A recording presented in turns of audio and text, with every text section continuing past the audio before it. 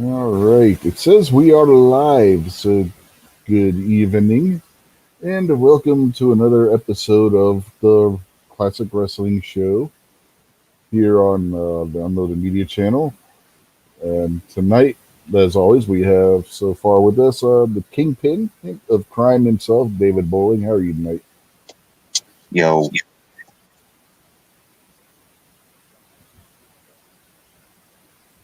I don't know if that's an answer. I'm good. I had to go over and mute the YouTube feed real quick before it echoed Ah, again. So all I had time for was yo. okay. And we also got with us Jason Stewart now. How are you tonight, Jason? Yo. You're as bad as Kingpin. Hi, guys. Thanks for the invite. I'm doing well. Yeah. Yeah, I was telling Kingpin you're all in on wanting to see that pay per view next week. Oh, yeah. I'm not one to turn down some action. Yeah, that's for those of you who don't know. We talked about this a little bit, I think, last week. The main event of AEW's pay per view next Sunday is going to be an exploding barbed wire death match. Now, if you don't know what that is, look it up on YouTube. It's sheer insanity. I'm sure some of you out there know the story with Mick Foley about him losing his ear. It was in one of these type of matches that happened. So yeah, they have a history of being probably the bloodiest match in professional wrestling. They were big in Japan in the 80s and 90s, and to my knowledge, this is the first time one will take place on U.S. soil. So it's kind of an interesting and big deal on that front. Uh, who is the uh, who are the wrestlers that's gonna go at this? It's Kenny Omega and John Moxley, formerly Dean Ambrose in WWF or WWE, who made his name doing crazy death matches in the independents before he signed with WWE. Who do you think's gonna win?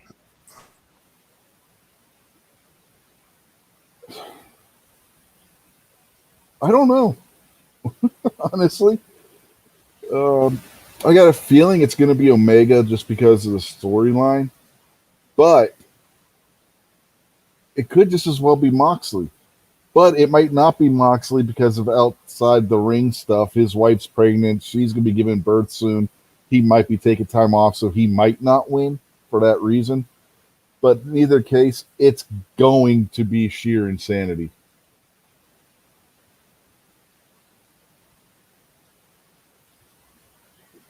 It's absolute insanity. And again, if you've never seen these matches, yeah, they're crazy. Abdullah the Butcher, you guys know who Abdullah the Butcher is, right? Yes, sir. Okay. You know what his forehead looks like, right? His forehead looks like that from doing exploding barbed wire death matches in Japan. Dusty Rhodes famously said that Abdullah could slot poker chips in his forehead, and that all comes from doing these matches. He's had his head tore open that many times that the scarring has left valleys in his forehead. There's another guy who's wrestling in New Japan. Um, Tomaki Honma, who had his larynx crushed in one of these matches before he signed with New Japan. And his voice is like really deep and gravelly now because of it. So yeah, they can be dangerous to say the least. I mean, anytime when you got a ring surrounded by barbed wire and explosives around the ring and in the corners of the ring, you gotta be careful, right? Shit's gonna get crazy. But yeah, that's what we're looking at for the main event next Sunday. along with some more mundane type matches. Like Sting, 61-year-old guy in a street fight.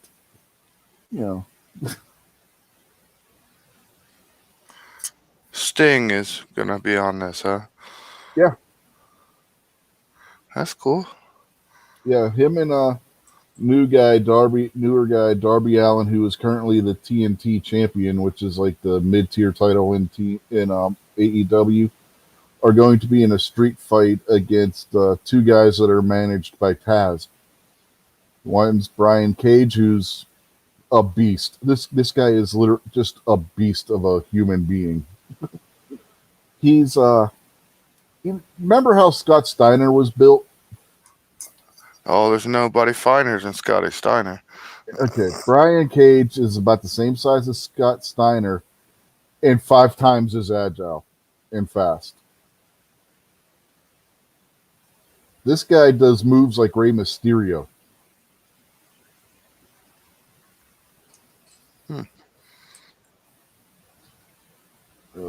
Yeah, it's gonna.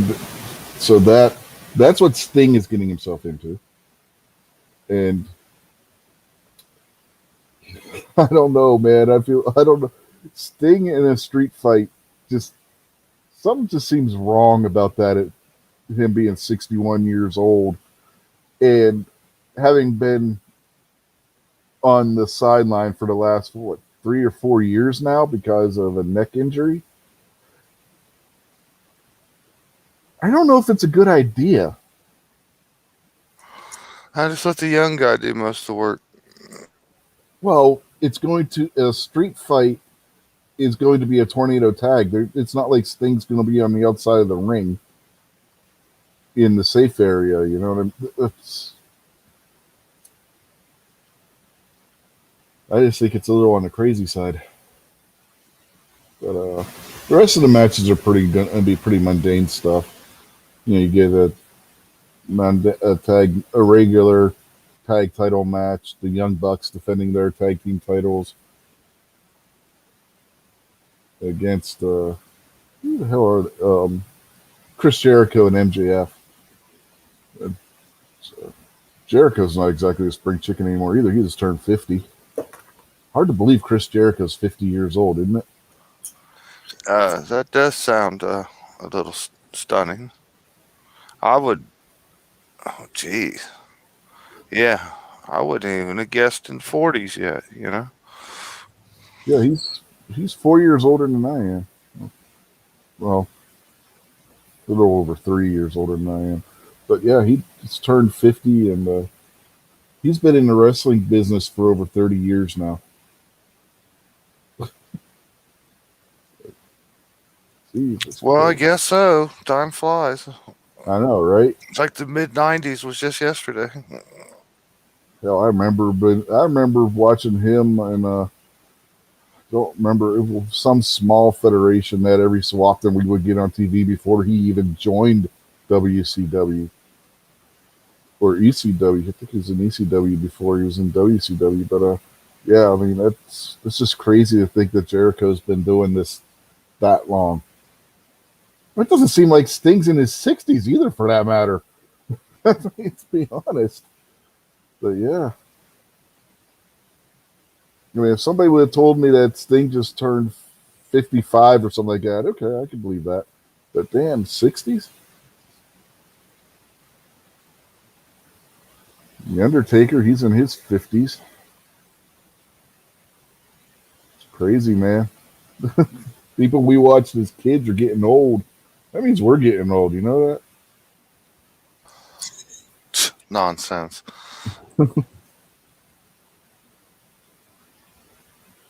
So, yeah, that's about what we got going on at the pay-per-view. Like I said, there's going to be some other stuff.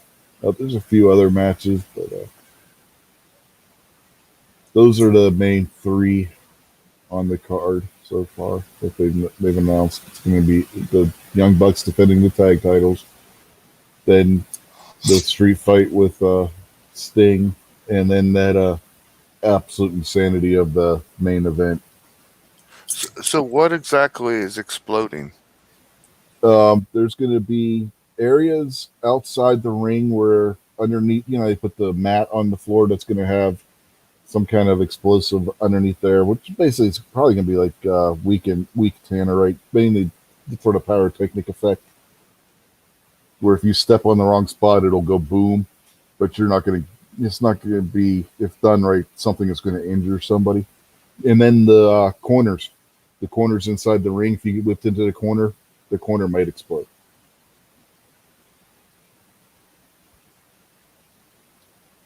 So they're basically trapped in the ring. Fight it out. Yeah. Well, to get outside, you have to go through the barbed wire.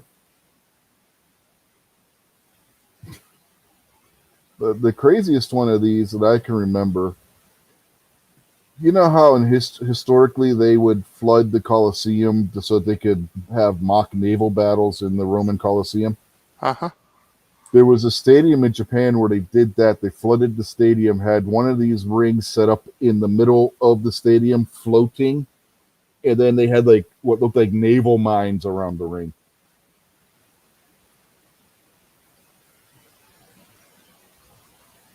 Huh. Wow. Yeah. I mean, the only way they could have made that even crazier is if they would have thrown sharks or piranha in there. You know what? The only barbed wire match I ever saw was a long time ago. It was old video.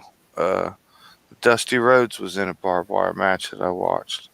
Yeah. They were headlocking each other and grabbing the slack out of that barbed wire and ripping it across their foreheads and stuff. Mm-hmm. Well, Impact 2 pay-per-views ago had a barbed wire mayhem match. I think AEW is like, how can we one up them? Exploding barbed wire death match. That's what it seems like anyway. But they're all working together, so yeah. And both of those may have been Don Callis' idea. To be honest with you. Especially when it was Kenny Omega that challenged Moxley to the... Damn it! Well, little kid, I can't see where she's at. I couldn't see where she was at. I just put my foot on her, make sure she's okay. Silly little kitten. You know how when you got your feet up on your recliner, it'll like have that sagging material? She was laying right in there, and the killer that she is, I could not see her. Oh, at least you didn't shut the recliner on her. Yeah, this is true. Scared the hell out of her. But let's see, who do we got out there with so far? We got Mr. Knives is out there. Hide the chocolate. Knives is out there. And then we got Gary is out there. And MKJO and Kingpin and DJ Play Nice and you. That's I'm not really out there.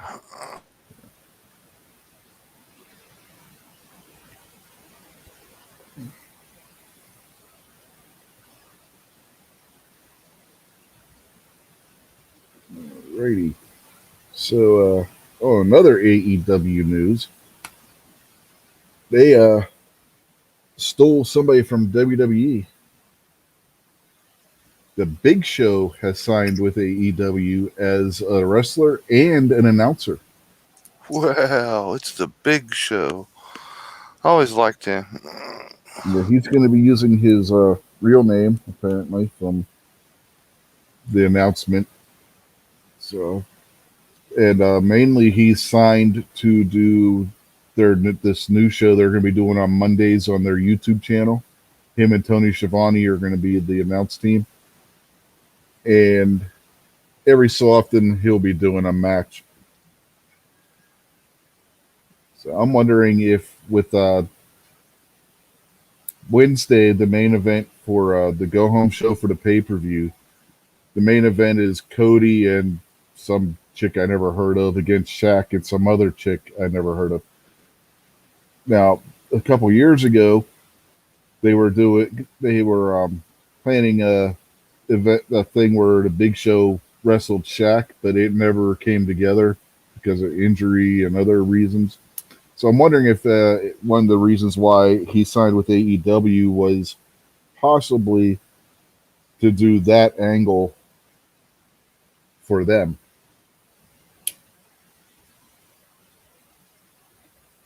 You talking about Shaq?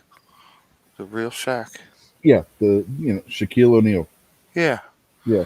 He's into wrestling now, huh? Oh, he's done wrestling stuff before for Oh. WWE. So yeah, Shaq's got his hands in a lot of stuff.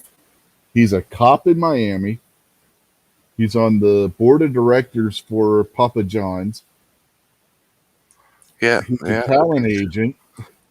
Does the commercials for the General. He's got his hands in a lot of stuff.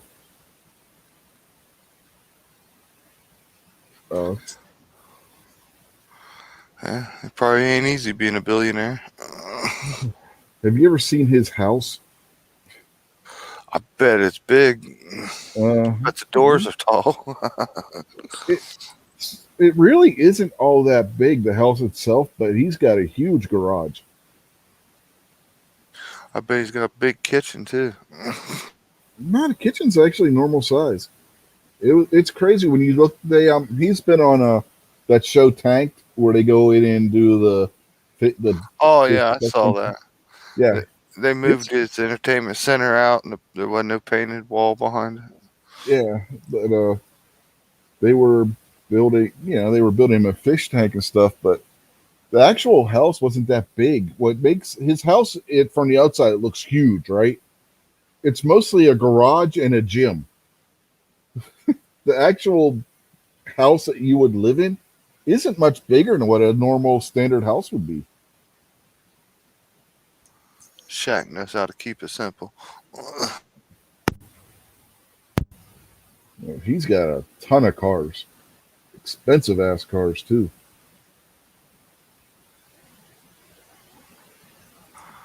If I had his money, I'd buy all my friends a nice car.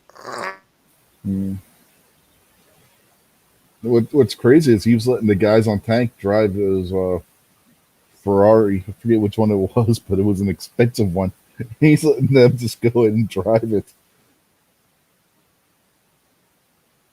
And he had to have it special made so that he would fit in it. Yeah, I was going to say, he probably let other people drive his Ferrari because he can't.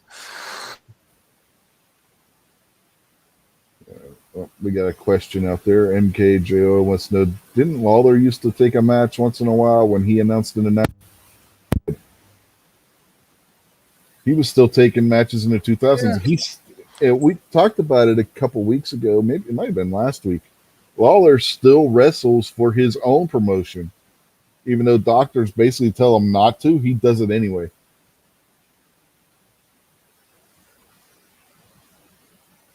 So yeah, that's a thing. Lawler's still WWE won't let him wrestle, but he wrestles in his own little promotion in the Memphis area.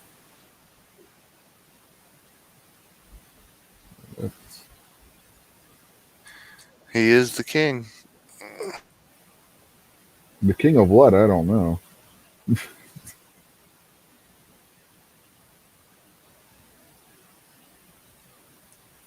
He was pretty entertaining back in the day. Yeah, but he never says what he's the king of. It's like you look at other wrestlers who are the king, who call themselves king. They say what they're the king of. Like Minoru Suzuki is the king of pro wrestling, right? He's the king of the ring.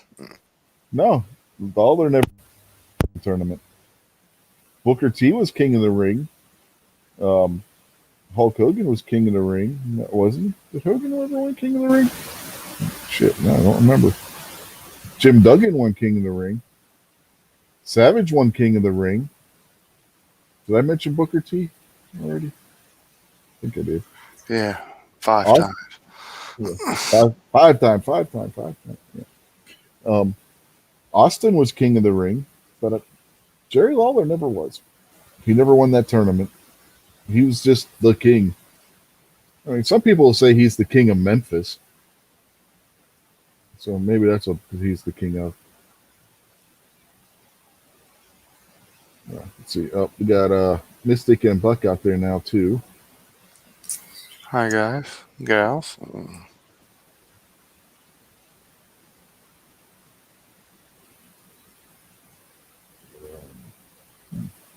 That's about all the new stuff. Oh, no, it's not.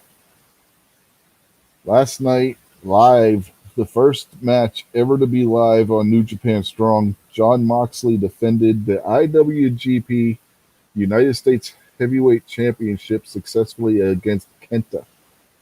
Now, for those of you who don't know why that's a big deal, Moxley's contract with AEW says that he is not to wrestle for another promotion.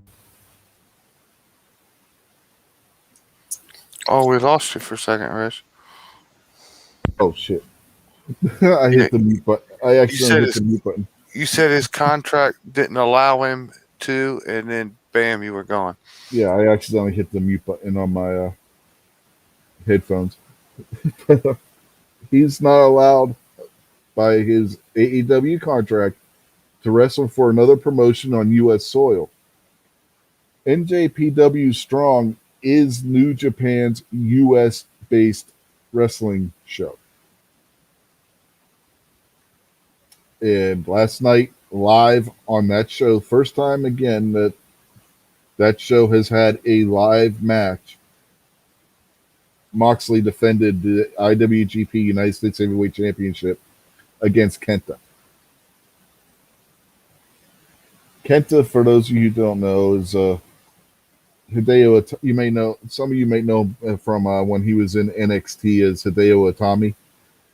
But it was a good match too. I watched it this morning on replay on NewJapanWorld.com, which is New Japan's streaming service. So where's this pay-per-view going to take place at? In Florida. So are they going to have like a real crowd? Yeah, they have. Everybody got to wear a mask and they'll have a crowd. Only a few people's allowed to be there. Yeah, they'll have a. There's only they can't fill the arena where it takes place, but they'll have people in attendance watching. It's not like, I don't know why WWE doesn't do that. Their WWE right now is using Tropicana Stadium. They could easily put people in that stadium to watch because Florida doesn't have the lockdown like everybody else does. Like New Japan, for New Japan Strong, they can't have a crowd because California says no, because they're New Japan's based out of California in the U.S. So they're the L.A. area is where their U.S. headquarters is located. But WWE right now, like I said, they're basing everything out of Orlando, but the actual like SmackDown and Raw are being done in Tropicana Field in St. Petersburg. AEW is doing their stuff out of Jacksonville at Daly Place, which is owned by the guy that owns the Jacksonville Jaguars. He owns Daly Place and the stadium that the Jaguars play in. It's all one big complex. And his son's the one that actually owns AEW. So they got, AEW's got plenty of financial backing. But they have a crowd. WWE for NXT has a crowd there, as well as like doing the screens with people on the screens. But for SmackDown and Raw, they just have people on the screens. It doesn't make any damn sense. Hey, this Kenny Omega guy, what's his big signature move? His finisher, it's called the One-Winged Angel. He's a big video game guy, so his finisher is named for Sephiroth from Final Fantasy VII. The big bad villain in that game. And the other dude, Jon Moxley. Like, I guess I'm asking, is either one of them, have like a finishing move where they use the ropes? You know what I mean? Something that would come in play if they got barbed wire on them? No. Basically, the One-Winged Angel, Omega gets you up on his shoulders and basically does like a modified Death Chicken Valley wing. driver, pile driver combination kind of move. And Moxley's is an elevated DDT. Basically picks you up like in a suplex, but then does a DDT with it kind of thing. Almost like a almost like halfway between being a brainbuster and a DDT, really. So, yeah, neither one of them do a finisher that would require going into the ropes or anything. I was just thinking some guy go for like his finishing move, and right before he's ready to jump, explosion go off and make him fall and lose or something. Yeah, that would be crazy, wouldn't it? Yeah, neither one of these guys really do top rope moves. So that's not going to be an issue. We need to bring back George the Animal Steel. He'd be gnawing on a ring bolt and explode. Yeah, right. He'd probably just still be sitting there chewing. Yeah, that's what I was thinking, man. George stealing over there to eat the turnbuckle and it'll blow up in his face. Joke's on you, George. The smoke would clear and he'd still be sitting there chomping.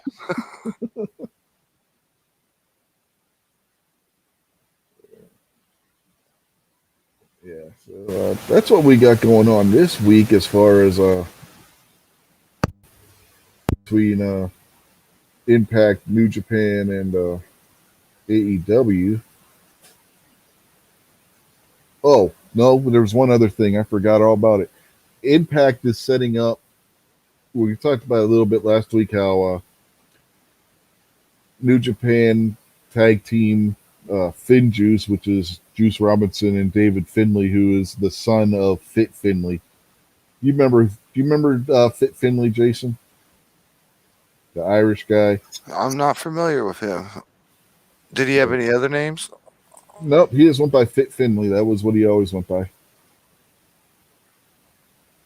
He wore like a green and white singlet and carried a shillelagh with him. But anyway, David Finlay is his son, David Finlay Jr. to be exact. But they're setting them up.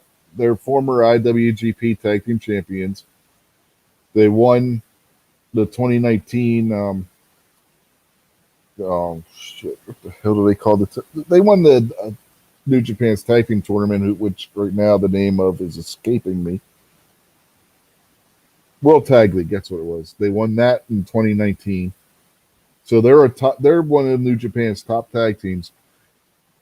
And they are definitely setting it up to where they are going to be going against Gallows and Anderson for the Impact Tag Team Championship.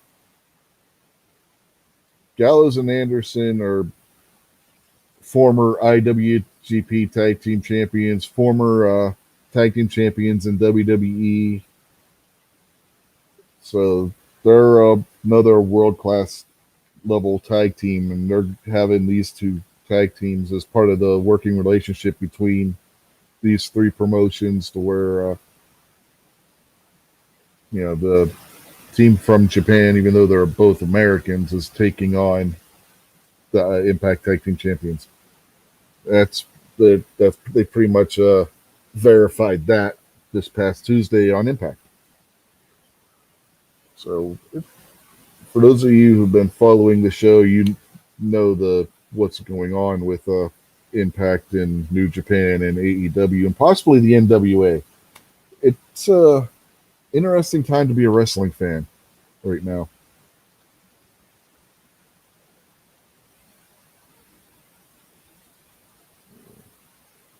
Let's see, anybody out there? Nobody's out there really saying anything. They're just saying hi to each other.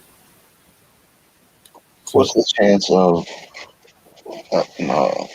what's the merchandising like? Is there any chance that there's going to be action figures coming out again, and wrestling rings coming out, and T-shirts, and yeah, they have that. They have all that kind of stuff. AEW's got action figures. You go to Walmart and buy those. WWE still does action figures. You can get replica championship belts at Walmart for AEW and WWE.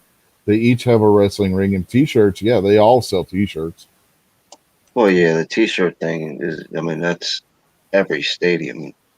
As soon as you walk through the door, every wrestler's got 50 shirts they're stuffing in your face. Yeah, yeah, T-shirts, hats. I mean, it's. I mean, look, see, hats. So, yeah. Does wrestling ever travel into your area, Rich? Right now, nobody's traveling except in Japan. New Japan is actually touring Japan. But here in the States, everybody's doing stationary right now. Like we were talking, WWE's doing their stuff out of Florida. If it's NXT, they're doing it out of Orlando, and SmackDown and Raw are being done out of St. Petersburg. AEW is doing their stuff out of Jacksonville. Impact is doing their stuff out of Nashville, and then New Japan's doing in the U.S. anyways, doing their stuff out of L.A. But if you go over to Japan, New Japan's actually touring Japan, but that's it. As far as anybody touring, New Japan's touring Japan. Everybody else is stationary. But other than that, I mean, because before COVID, yeah, they would come around here. I mean, we'd have to go to either Pittsburgh or DC, but yeah, they would come to the area. Yeah, we'd have the big time guys come to Columbus, Monday Night Raw and WWE and everything. But locally, we would have some shows where it'd have like an old veteran or whatever that you used to. But tonight he's the big superstar of the whole show. You know what I mean? Yeah, we get those kind small of town tours, but they haven't been around here for a while. Yeah, we get those kind of things here. The local fire hall, the volunteer fire department that's just down the road here, summer of 2019 they did their little fair that they do to raise money, and they had wrestling matches there with some of the older guys and whatnot, and then some young guys. And it was actually pretty decent for what it was. It wasn't high production value or anything like that, but it was entertaining.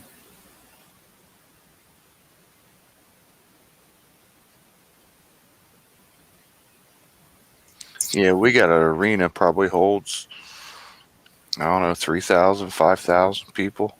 They usually pack it full. Yeah, they could do that at the college, but I don't know if they if they haven't done it since we lived here.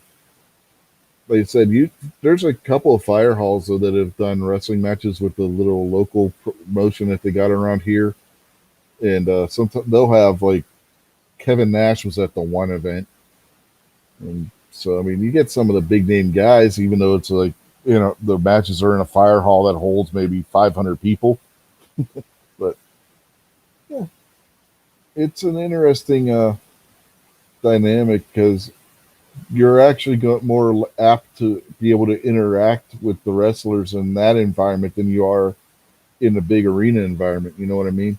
So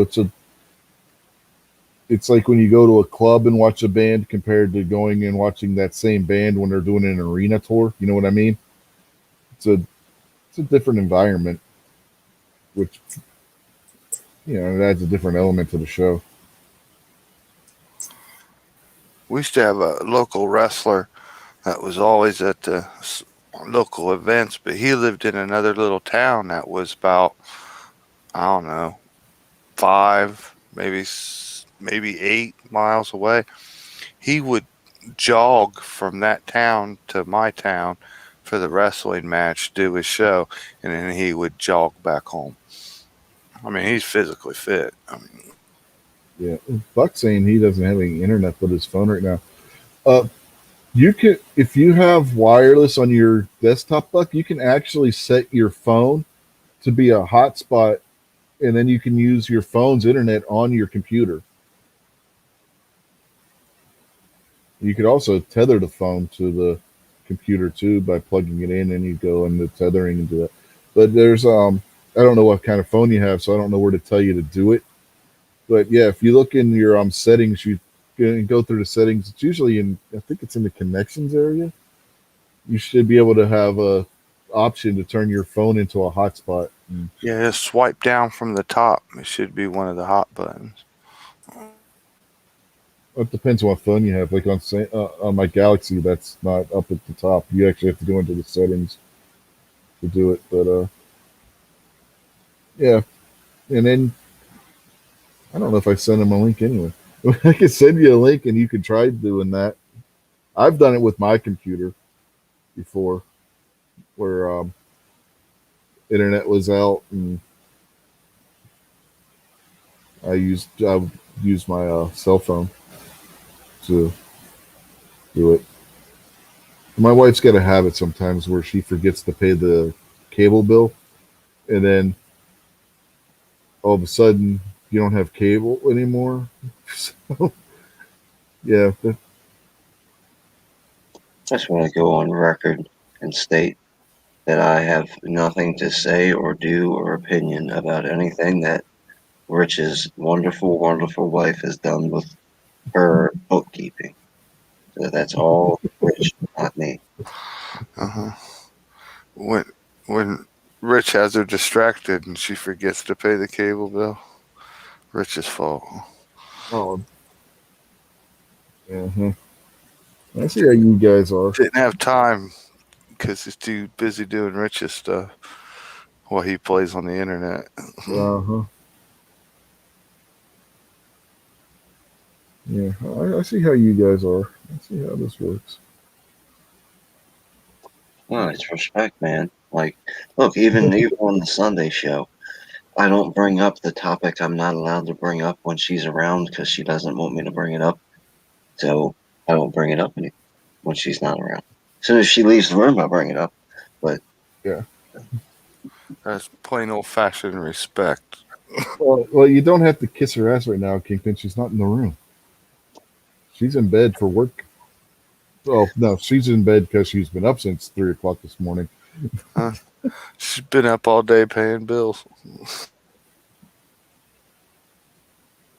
She's actually off tomorrow. She's off every Sunday because the dialysis clinic isn't open on Sundays. So I think we got through all the news stuff. So, yeah, I don't know if we've ever asked you, Kingpin, who was your favorite wrestler as a kid?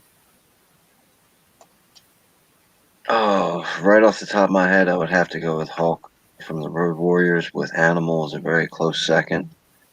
But then there's so many tied for thirds. Like you mentioned, Abdullah the Butcher, Dusty Rose, the Great Muta. I know he was the bad guy, but when he spit the green stuff in people's faces, I thought that was awesome. Barbarian. Oh man. I could just go on forever, but those are probably the ones that Paul Orndorff, Rowdy Piper, King Kong Bundy, Kamala. Really, any of the classics that you could think of.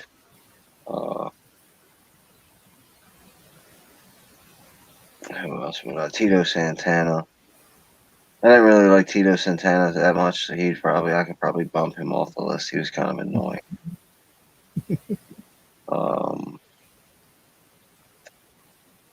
Yeah, okay, that's pretty good. All right. Yeah, it's not a bad list. I think I would add Bruiser Brody to that. Randy Savage. I wasn't a fan of Randy Savage. Oh man, Savage was my favorite wrestler, especially after he bought me dinner that one day. Well, looking back at it now, I can see that he had skill and talent in the ring, and brought some, like the elbow drop off the top rope. Looking back at it, nobody was doing that before he did that.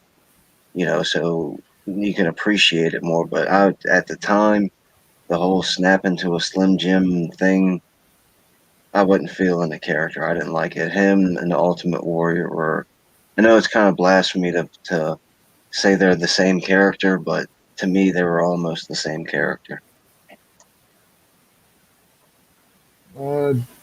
Not really. And the snap into a Slim Jim thing wasn't until later in his career. Yeah, but that was his persona. Like his whole that's the snap into a Slim Jim was just like what everybody know. Like that's how he was when he came into the. Oh, I'm gonna tell you, boy, I'm gonna come wrestling and body slam. Like I didn't like that whole thing. That wasn't for me. Like when he would prance out in his hot pink and yellow tassels and stuff. I wish Hulk would come out and grab him by the face and stuff him into the ring. You know, give me that title, you candy.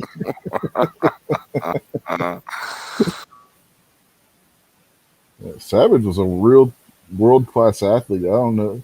A lot of people probably don't realize this, but he actually could have been a professional baseball player. He got tired of playing around in the minors, so he quit baseball and went into professional wrestling, which is what his dad did for a living. Savage was a second generation wrestler.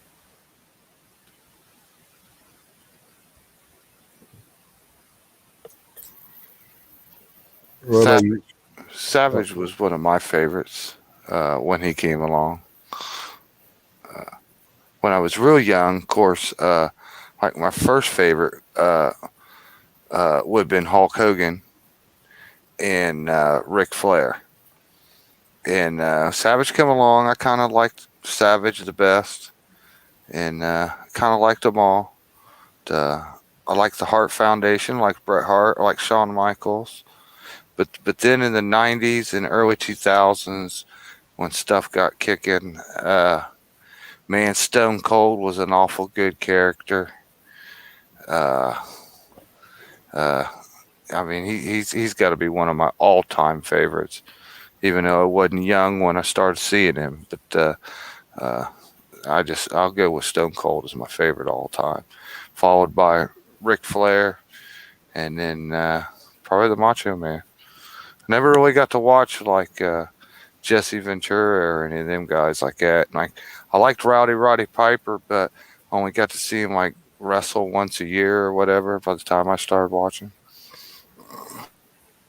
Yeah, I was never really a Stone Cold fan. Oh, sorry. Go ahead, Kingpin. My bad, my bad. The before you go to your list, the chat laid out a couple of real good ones. Pacifist said Jimmy Superfly Snuka. G23 said the Junkyard Dog. Makojo said Rocky Johnson and Tony Atlas. Tony Atlas has got to be in my top 5 favorite. I love watching Tony Atlas wrestle. He also brought up Dusty Rhodes. Yeah, and then Dusty Rose was the last one. So, okay, sorry for interrupting, Rich. Go ahead. Oh, I was just going to say with Austin, I actually preferred him as Stunning Steve Austin when he was in WCW, especially with him and Brian Pillman as the Hollywood Blondes. So, but the Stone Cold character just never clicked with me. I didn't give a damn. To be perfectly honest, him and the feud with him and The Rock and stuff, I never cared. Oh, but the feud with him and Vince was so good. I didn't care. It was too. Yeah, I just didn't. It did nothing for me. I mean, WWE at that point, really, the Attitude Era. I was not a fan of what WWE was doing during the Attitude Era. It just was like meh. I didn't care. I did not care at all. Man, a man come out chugging a beer, saying 316 said I just whooped your ass. I mean, that's quality family entertainment right there.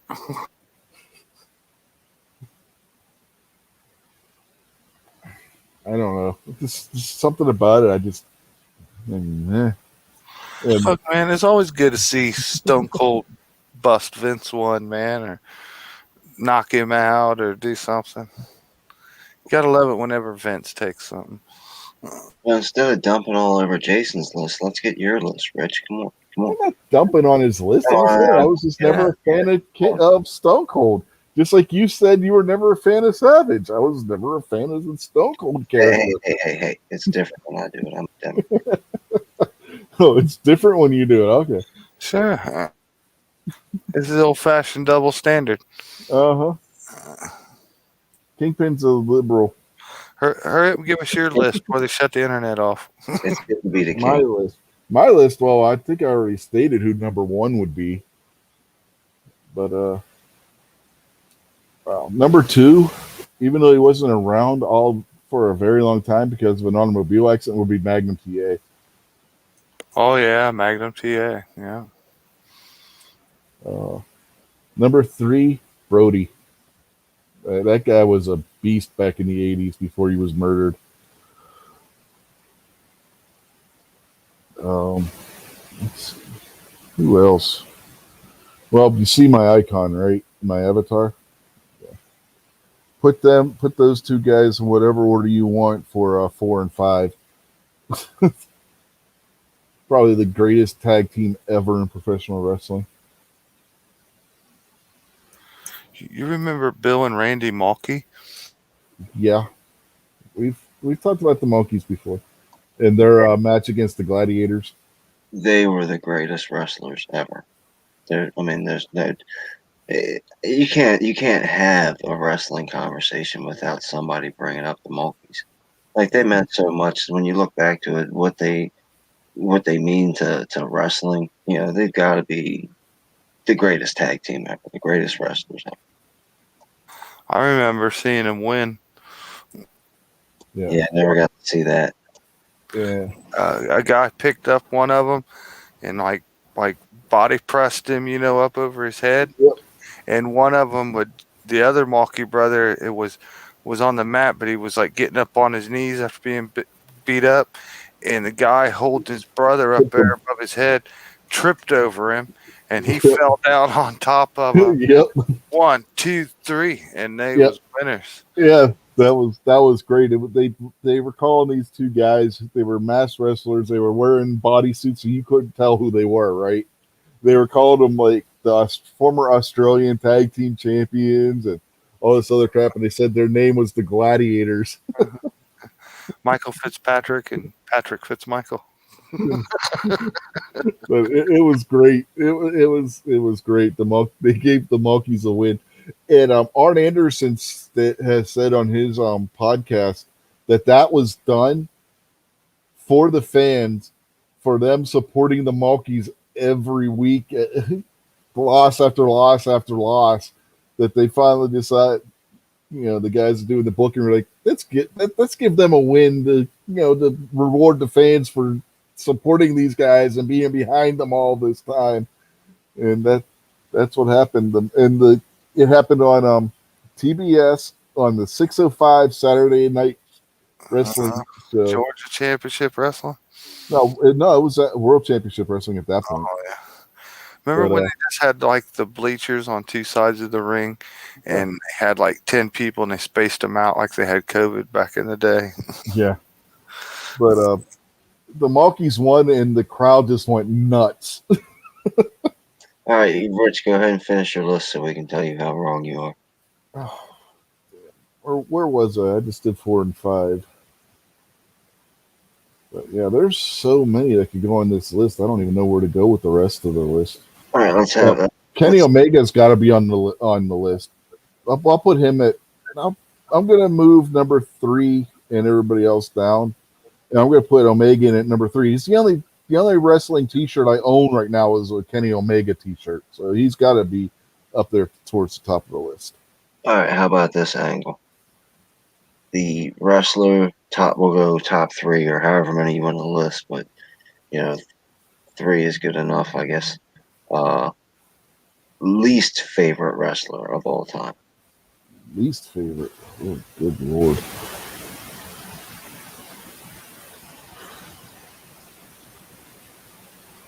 Vincent Kennedy McMahon. Vince McMahon should never have stepped in the wrestling ring as a wrestler. Next would be Shane McMahon. Yeah, no celebrities count. Like Mr. T doesn't count, and Cindy. But both. I get that, but both Shane and Vince actually were in there as actual wrestlers. Right, I know, but that's why I wanted to say that because I know Vince and them actually. so they're included. I just don't mean any of the, Mike Tyson doesn't count. Right. You know. So number 3.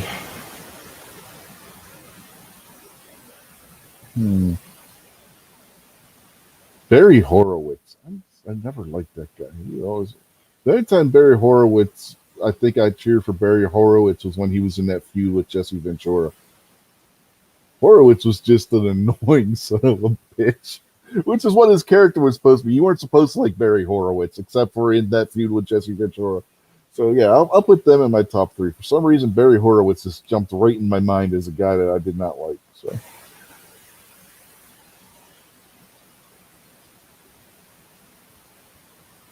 All right. So what about you, Kingpin? Your worst 3.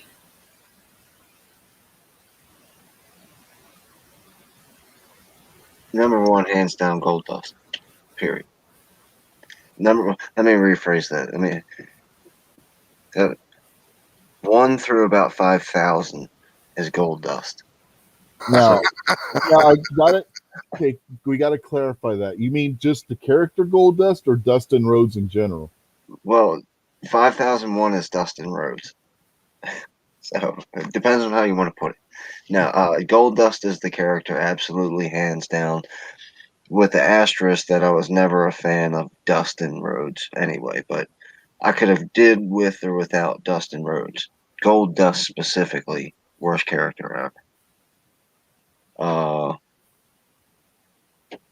Let's see who else. The Yokozuna guy. Is that the guy that stuck his butt in your face for his finishing move? No, that was Rikishi. Yeah, Rikishi, out the door, gone.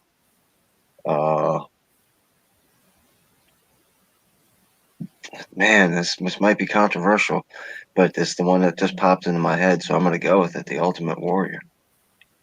I can see that. Ultimate Warrior is one of those, you either love them or you hate them guys. And then there's a couple honorable mentions. The Bootios, I can't talk about ridiculousness without talking about the Bootios.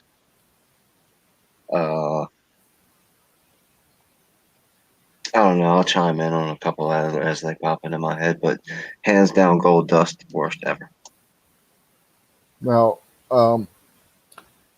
Buck just said Junkyard Dog. I don't know if he's just throwing that out there as one of the best and maybe he's behind, or if he's saying Junkyard Dog was one of the worst. If he's saying Junkyard Dog is one of the worst, is one of his least favorite wrestlers, I guess somebody needs to smack Buck upside the head if that's the case.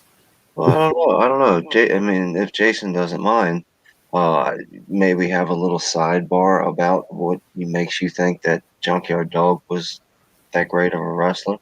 Because I agree with Buck slightly that I'm not really super impressed. The Junkyard Dog character was fun, but in the ring, he really only had the headbutt move. Well, you got to watch him in the other promotions. That was his WWE iteration. If you watch him in like when he was in Mid-South and Georgia Championship Wrestling and all that, totally different wrestler. He was extremely athletic for that time period. Sorry for that, Jason. You feel free to take the floor whenever you're ready, sir. Oh, no problem. So we're talking about the 3 guys we hated the most? Yeah, at least 3. You can name 45 if you want. I guess the number one, it's not that I hate him, it's the ones that I just didn't care for different reasons. Maybe, you're glued to the TV for all the other matches, but if some certain guys come up, maybe, you go do something else. But I never really liked Captain Redneck Dick Murdoch. I never really cared for him. And my number 2 was going to be Goldust. Nobody mentioned it. I just never really liked that character from the beginning. He's just kind of freaky to me. And to be controversial, I just never digged it, the character thing. I was not a fan, really, of Sergeant Slaughter. I hate to say that, but there's just something about it. He just wasn't one of my favorites. All right, yeah, it's not a bad 3. I mean, I would disagree with Slaughter, but the other 2 I could see. Yeah, I'm Sure. not trying to be un-American. It was just Oh yeah, no.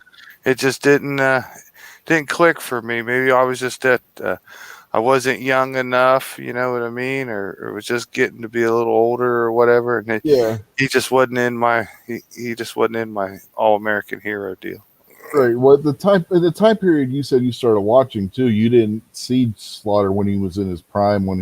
You saw him when he was getting older. So I can see that. I mean, but if I liked him better in the G.I. Joe cartoon. Right. If you saw him like in his prime and stuff, you might have a different opinion. It's like the thing with when Kingpin and I were just talking about Junkyard Dog. He was getting older when he was in WWE and then WCW, and they had him doing, he didn't have the moveset that he had. They wanted him to be more of a joke, be good for the kids kind of character where he run around headbutting everybody like on his hands and knees like he was actually was a dog or something. Yeah, well, some people just got the characters and they only get a few minutes on the shows, Mm-hmm.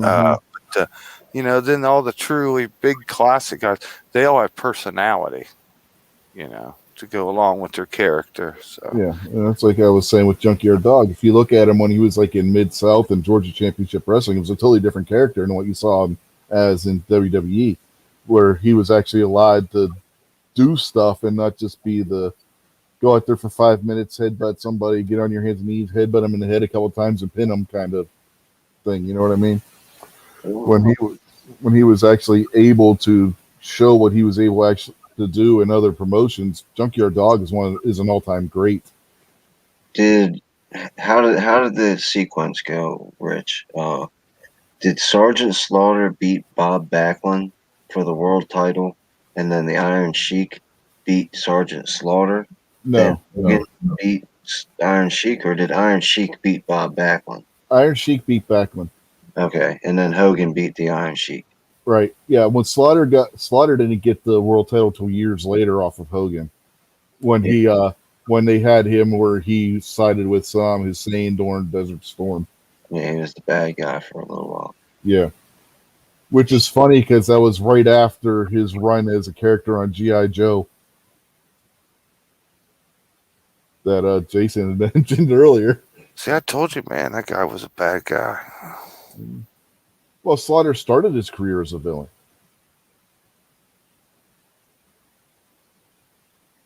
Let's see. MKJO asks, wasn't Horowitz one of the best jobbers? Yeah, he was. He was it's just his character annoyed me. So it wasn't that he wasn't a good jobber. I mean, he was. He did his job. He did his job well. It's just he annoyed the hell out of me doing it. So that's why I put him on the list at number 3. I think we could throw Coco Beware in there somewhere. Oh, please do. I just wanted to take Frankie. I wanted to take Frankie and shove him up Coco's ass head first. Papa Shango was a pretty cool character. I wish they would have developed that more and made a better wrestler out of him, because the whole, voodoo guy was pretty cool. Well, you know who Papa Shango turned into? The Godfather. Remember the guy? Okay. All right. Now I remember the dude that used to come out in the suit. Yeah, he had the hoe train, Yeah. during the Attitude Era. Yeah, that was Papa Shango. Oh, I remember one that I really hated. Scott Hall. Scott Hall? Him and Kevin Nash. Yeah, I never liked Scott Hall. Yeah, I'm not a fan of either one of those dudes. Scott Hall is probably one of the best big men ever. There was one of the wrestlers. Go ahead, Jason. I was just gonna say he's just like a greasy slime ball to me. Well, that's what his character was. But the guy could go in the ring. I mean, he was probably one of the best big men ever. Razor Ramon was a terrible character. Well, that was Scott Hall. I know, that's what I'm saying. Jason was talking about being greasy, and I was like, Razor Ramon was a terrible character. Yeah, but he had some of the all-time great matches from the mid '90s WWE era before he jumped over to WCW. Him and Shawn Michaels in the very first ladder match ever. That's an all-time classic match. Mm.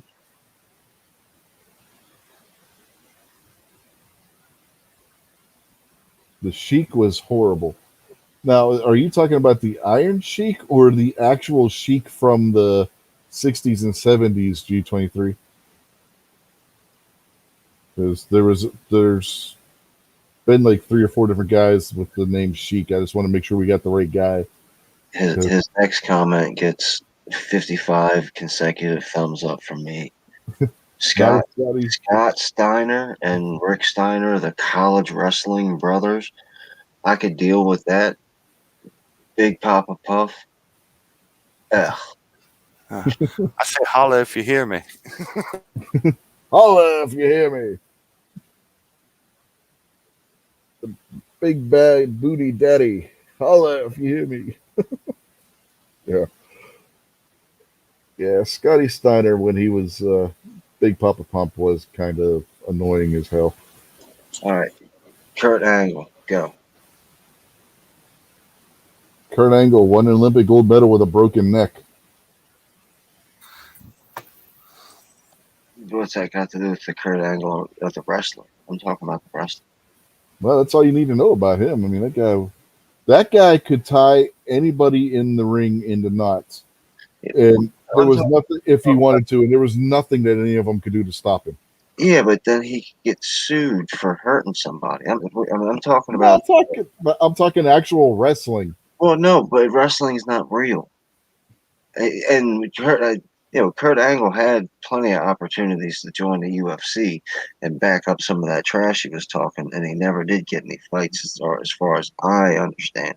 So we can talk about that later. I'm not disrespecting the fact that he was bad to the bone. Kurt Angle's hardcore.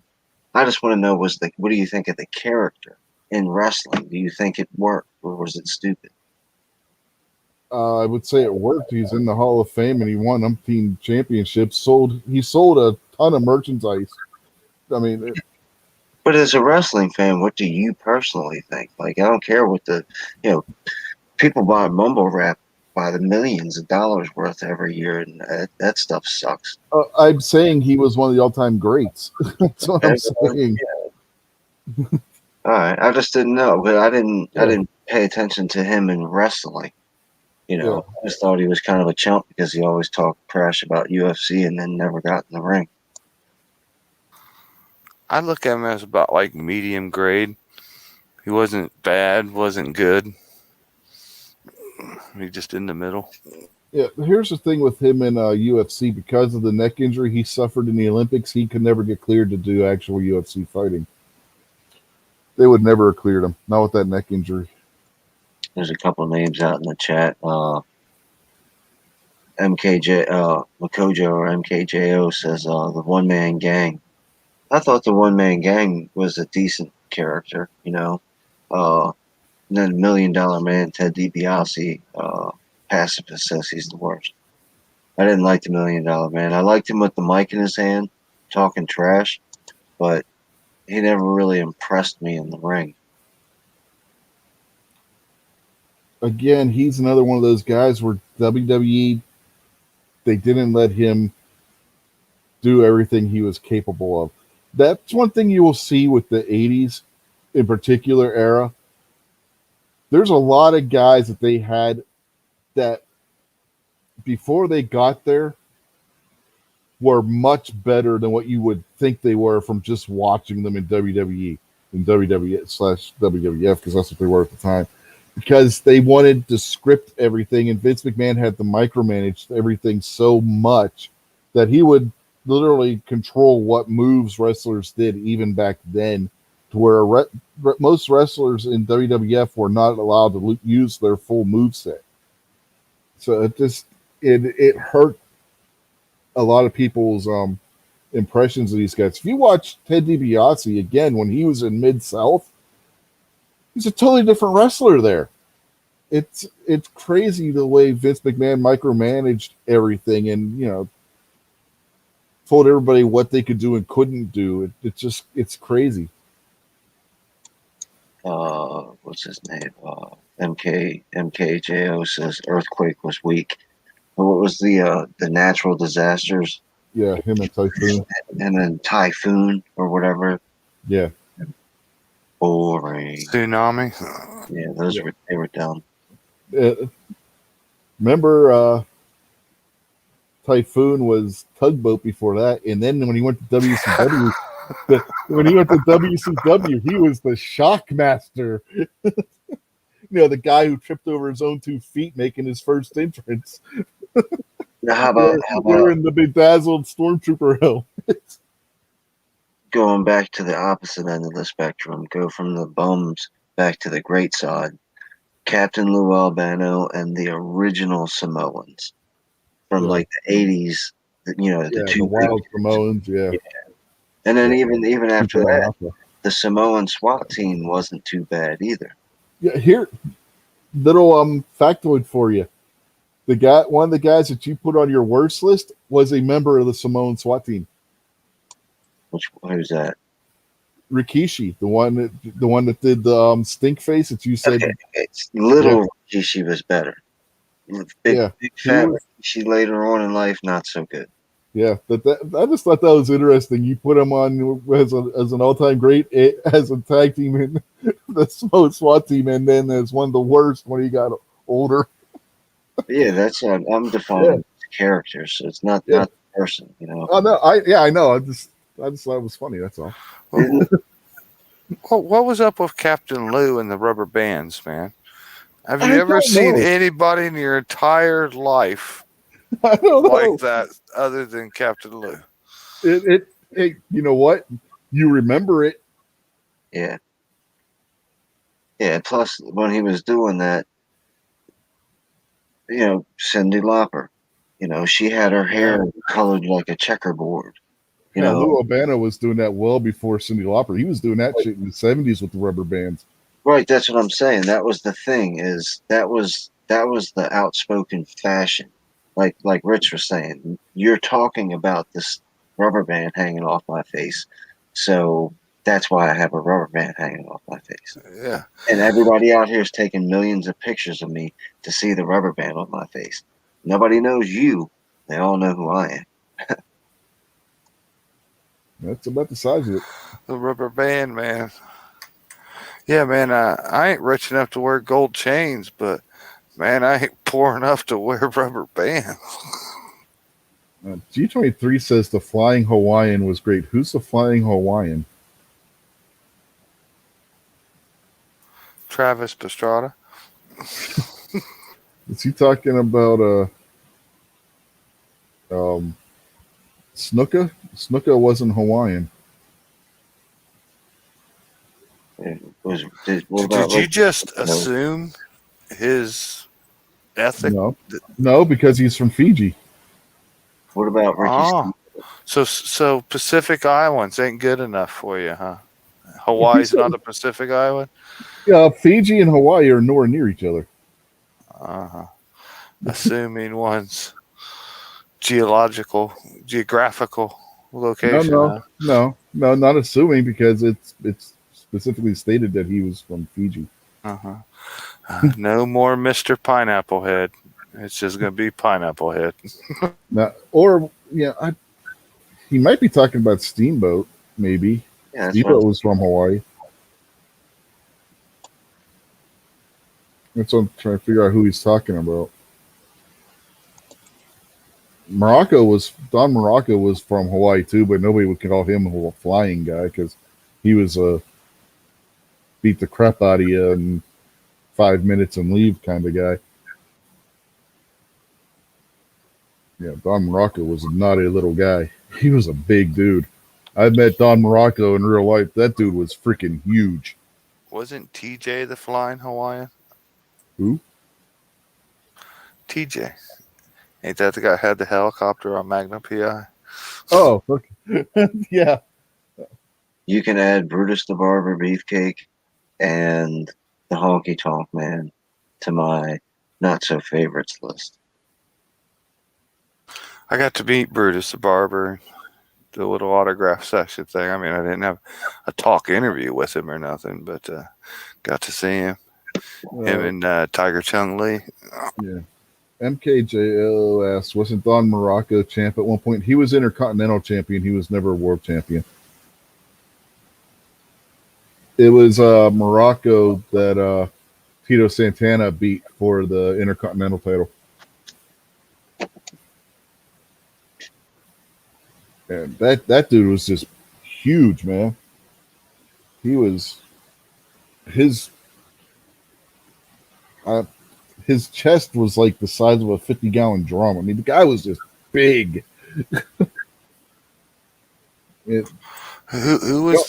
was your favorite all-time female wrestler? I've never really been that big into female wrestling. It just, I don't know. I get bored watching it. I don't know any of their names, but the only female wrestling that I actually enjoyed watching was The Glow, and that was I knew that was faker than fake wrestling. It was more like a television show about wrestling almost. I got it, but I like watching those girls wrestle more than I liked any of the actual WWE wrestlers or whatever it was. Yeah, I really can't say I have a favorite female wrestler. Now, let me take that back, because NXT's women's division actually is good.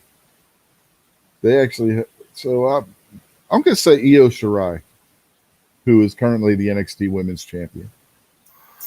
I can't believe not even honorable mention for the fabulous Moolah. She won more matches than any man. Yeah, because she said it. She ran the women's division. Of course she did. It's like saying that Vern Gagne was the greatest AEW World Heavyweight Champion ever when he kept putting the belt on himself because he owned the federation. Well, okay, my choice is Trish Stratus. Moolah is kind of like, that kind of goes without saying, doesn't it? I mean, everybody's got it. You can't talk about women's wrestling without mentioning her. So Moolah was a piece of shit. Right. I'm not talking about whether or not I wanted to date the woman. I'm talking about whether or not it was entertaining. No, do you know what she did to the female wrestlers? She basically used them for whores. Yeah, that's fine. When you were 14 years old, sitting down on your couch watching it, you had no idea that was happening. You were just pissed off that she was slapping Wendy Richter around. That's what I'm talking about. I forgot about Wendy Richter. Yeah, here's another thing with Moolah. Most of her reign, the WWF women's division was pretty much non-existent. That's why she held it for 30 years. There was nobody to challenge her for it. Right, exactly. Rugged, tough, good looking. I ain't talking about my F-150. Who was the girl that hung out with the Hardy Boys? That would have been Lita. She at one time she was Matt Hardy's girlfriend. She had an affair in real life with Edge before Edge got married to Beth Phoenix, and living on the edge. At that point, Matt Hardy had been fired from WWE. He bought a ticket to get into the arena because he wanted to get his hands on Edge because he found out about their affair. This is real, by the way. This isn't made up shit. This part is all true. True life, actual shit that was happening. This was all a shoot. This was not a work. Edge was in the middle of a match.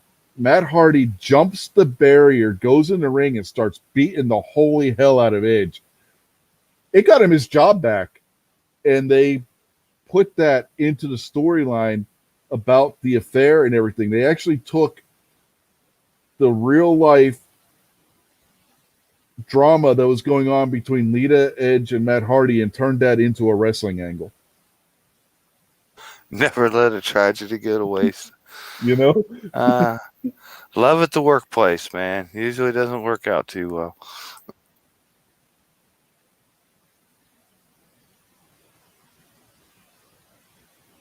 Yeah, that's what happened there. He went from being a shoot to a shoot work. And in the end, Matt Hardy ends up losing his job anyway when they were done with the angle, and that's when he went over to TNA before they changed their name to Impact, and the rest is history with the broken Matt Hardy storyline and all that stuff. All right, there's another one. And all his characters can be rolled into one. I can't remember all their names, but he ended up being X-Pac one time. Oh, yeah. And Sean Waltman, his real name. Any character that he played, you can get rid of too.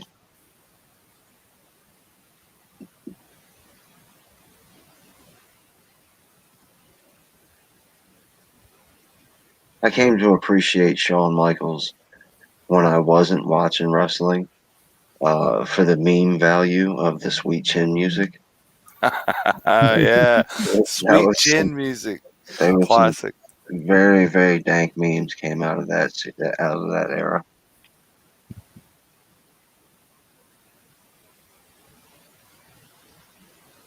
Yeah, there's a guy over in New Japan that's basically doing that, and he's calling it sudden death. As it's a hockey reference. He's doing it as. He's a Canadian guy. I thought that The Rock, his arrogant twitchiness, like how he would be standing in the middle of the ring and then like real quick twitch to an elbow drop. That kind of stuff was pretty catchy for a while. Now you mean the people's elbow kind of thing? Well, no, not just the people's elbow, but like just the way he would do. Okay, yeah, I know what you're talking about. Yeah, like he'd throw you against the ropes, and when you come running, he'd hit you with the shoulder and drop you to the mat, and then he'd look at the crowd with his eye all crinkled up, and like a real. And he would just snap off that elbow drop. Yeah, it was like a real arrogance. You shouldn't be in here with me kind of deal. Yeah, out of all the Attitude Era guys, I think The Rock's the only one I ever did find interesting. Yeah, Her husband was like, yeah. He lay the smackdown on your candy ass. Mm-hmm. But out of all those guys, The Rock probably was the most charismatic too. Well, yeah, I mean, come on. He had that crowd eating from the palm of his hand from the time he set foot in the ring and grabbed that microphone. When he was The Rock, when he started out as Rocky Maivia, the crowd wanted nothing to do with it. Yeah. Like he was like real dainty and stuff when he first came out, right? When The Rock had big curly hair. Yeah.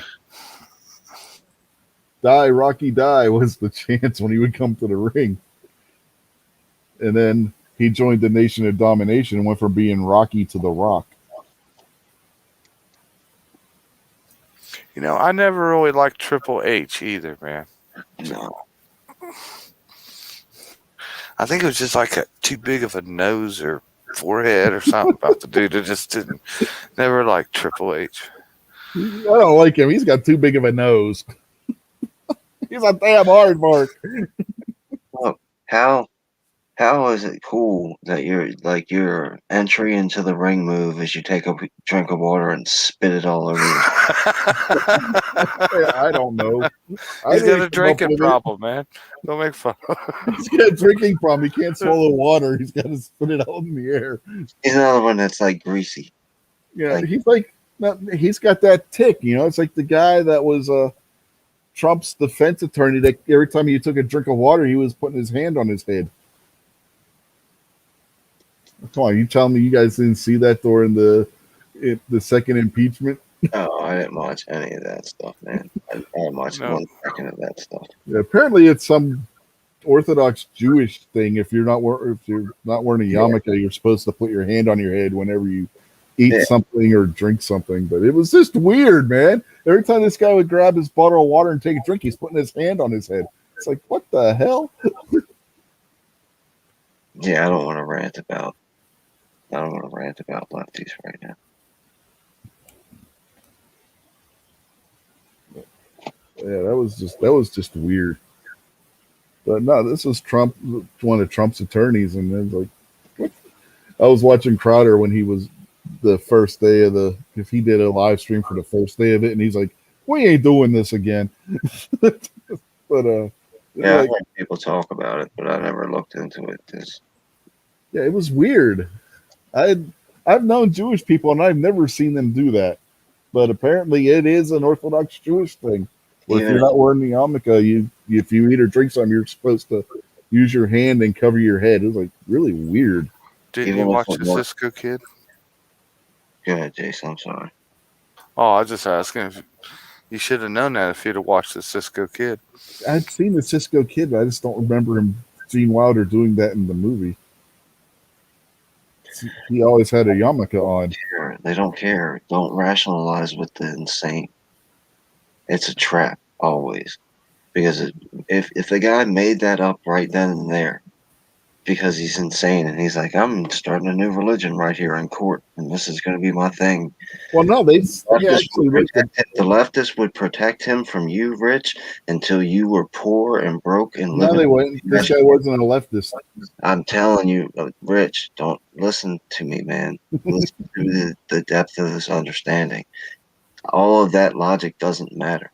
If you are their target, it doesn't matter what their victim is. They've created a victim, and you are wrong, and you will be punished for that. This guy would have been. Or we can punish you. This guy would have been their target. He was defending Trump. Amen, brother. That's what I'm saying. Hey, woman.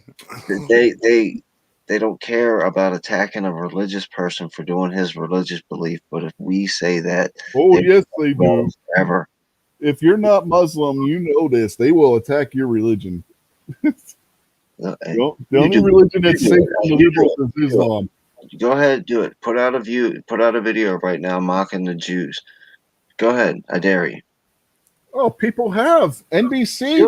Yeah. NBC on Saturday Night Live was just mocking the Jews. They're them. The media doesn't give a damn. Rich, they're them. You're not them. You're a human being with actual morals and a life that's worth living.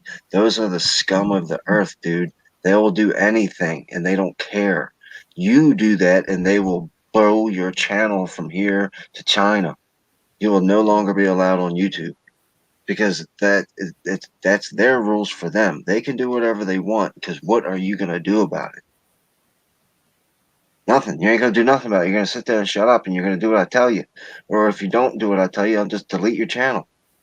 Anyway, they would do that to this guy for defending Trump. Before you got to that point. That's not your. My point is that's exactly my point. They're attacking the guy's religious belief. They're attacking the guy's religion. I'm just saying it was just weird the way he kept putting his hand on his head. I'm not saying you are doing that. I'm saying those assholes over there are doing that. If you tried it, they'd cut your head off. Anyway. The liberals, man, you know they're psychopaths. Oh, I'm not saying they're not psychopaths. I know they are. All right, well, then just tell everybody you agree with me and let's move on. No, I don't want to. I mean, it's not the first time we've both argued from the same thing from a different angle. You know, you can line Tatanka up. Tatanka was a terrible character. Seems like the WWF and the WWE produced all the terrible characters. Oh, no, there were some bad ones in WCW. You remember Oz? And the Yeti? I think they Lex Luthor or Lex Luger. They could have made him better, and I think they kind of wasted him. Former world heavyweight champion. I don't know how much they wasted him. I don't know. It doesn't seem like. I mean, maybe he had injuries or contract disputes or something, but it didn't seem like his career was as forefront as it should have been. Maybe I don't know. Maybe I'm wrong. I think he had a lot of problems in the real life world. Yeah, Last later time I on. saw about him, man, he was in terrible shape. He's been Oh in yeah, terrible shape for years, yeah. But that and you know how that happened? he lived a lifestyle outside the ring that wasn't very healthy. Yeah, but that's not how all that happened. You know what caused that to happen? He had you know that neck injury that Edge had that cost him almost 10 years of his career, and it's the same neck injury that Sting has. He didn't know he had it. He got onto an airplane. It's something about the pressure change when the airplane took off paralyzed him from the neck down for God almost 2-3 years. He was in a wheelchair until DDP started working with him with the yoga and stuff and got him to where he could walk again and stuff. But he's never been able to put the weight back on or anything. That's what happened to Luger, and that was after all that other stuff. Yeah, but him and Elizabeth was into some hard drugs, man, back in the day when they were unemployed together and shit. Yeah, that's not what caused his issues that he's having now. What caused his issues he's having now was the neck injury that he didn't know he had, and when he got paralyzed on that plane. Didn't Ric Flair have a motorcycle accident or a car accident and break his back or something like that? Airplane crash. That was Ric Flair. Yeah. Back in the 70s, the plane he was on crashed and he broke his back. And didn't Roethlisberger wreck his bike and break his face? Yeah, something like that. So he was riding a bike and some woman hit him when he was on the bike. Hey, what about Tiger? Has anybody heard any news about Tiger? Just that he broke his leg real bad. Other than that, that's all I've heard. I ain't heard nothing about, like, is he feeling okay going home or nothing? I don't know. Honestly, I don't pay attention to golf, so I couldn't tell you.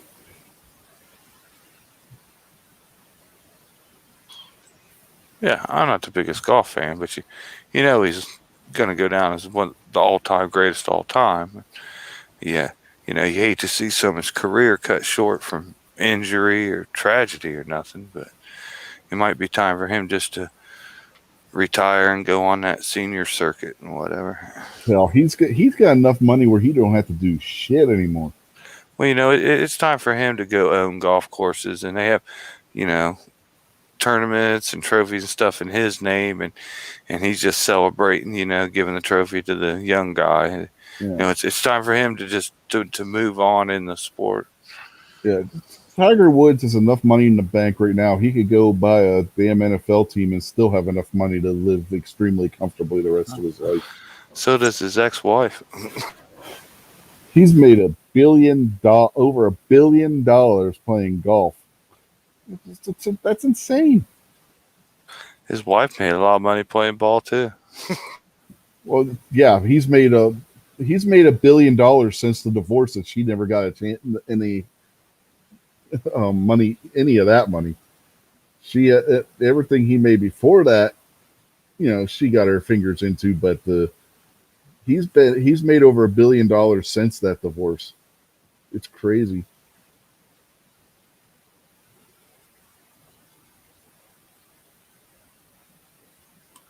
Well, at least learn how to drive a car.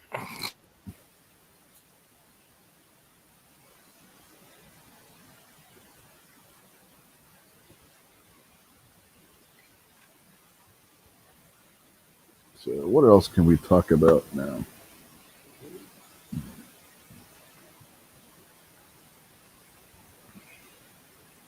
Do you hear they're going to have a barbed wire explosion, Max?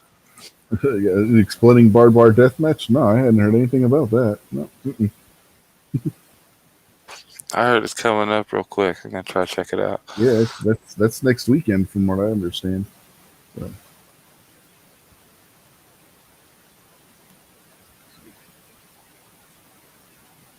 It's in downtown D.C. Oh, you mean at the U.S. Capitol building? Yeah, it's a cage match. Pelosi versus Trump. I'd pay to see that. It's Pelosi versus the world. Yeah, I mean, obviously, Biden versus reality. I was going to say AOC versus a book.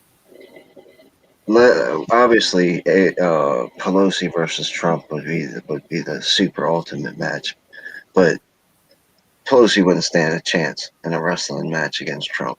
So let's try to get some congressional matches, some head-to-head congressional matches made.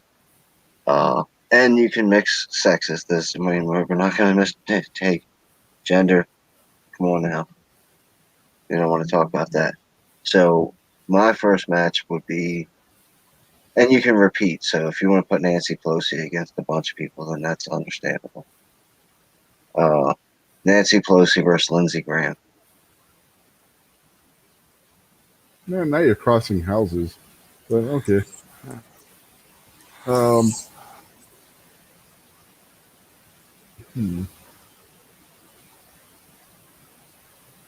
Schumer versus McConnell.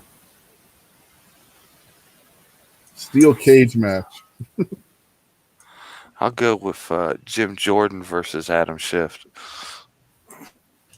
He is a former wrestling coach or current wrestling coach.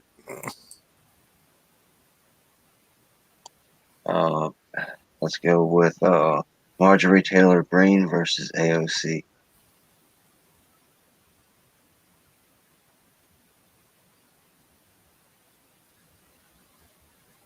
Ted Cruz versus the idiot that said Antifa's just a myth. I can't remember his damn name right now. But you know who I'm talking about. Nadler. Jerry Natalie. Yes. Jerry Nadler. Jerry Nadler, yes. I want to see Dan Crenshaw take on Ilhan Omar. Oh, you just cut me short, man. I wasn't going to say Dan Crenshaw. I was going to say Lauren Boebert. But I'll go Lauren Boebert versus Rashida Tlaib. You could have made it a mixed tag and had Dan Crenshaw and Boebert versus Omar and somebody. The Squad versus Team USA.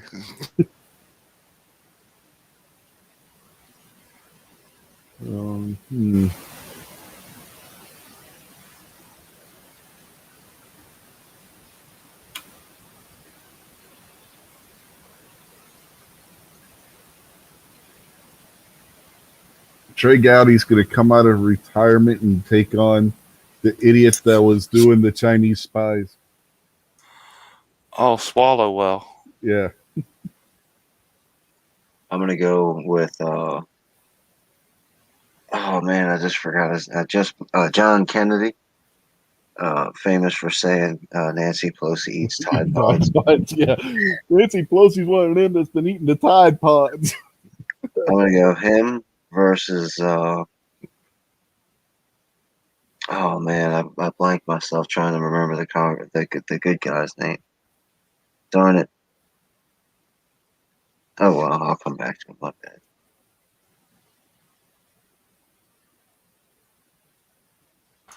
I'll go Jim Collins versus Jerry Natalie. I think that has the most potential of actually happening in real life.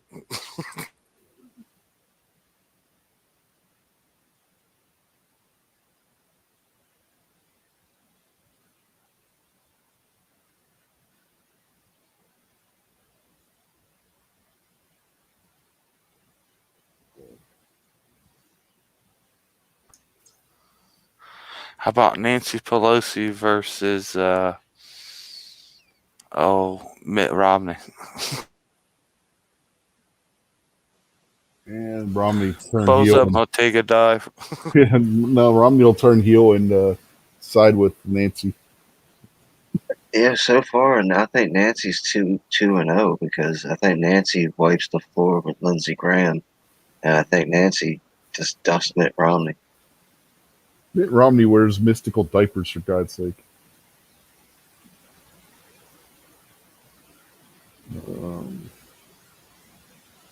Trying to think of somebody.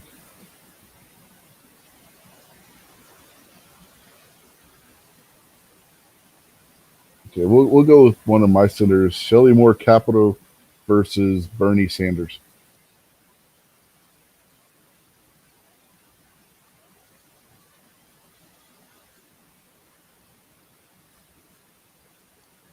Sheila Jackson Lee versus my boy John Kennedy. There you go.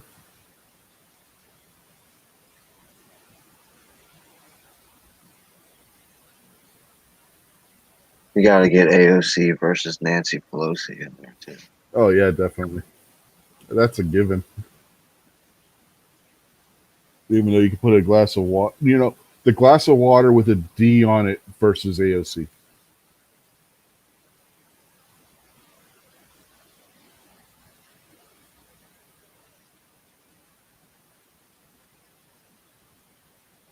We'll have to get a celebrity match as a little bonus and have some Tulsi Gabbard versus Hillary Clinton with Jill Stein in Tulsi Gabbard's corner. Let's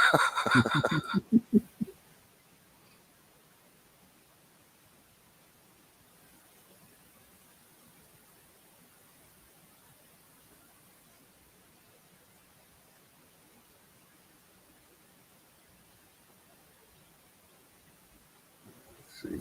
Tulsi Gabbard in a special match against the assistant, whatever that tranny is.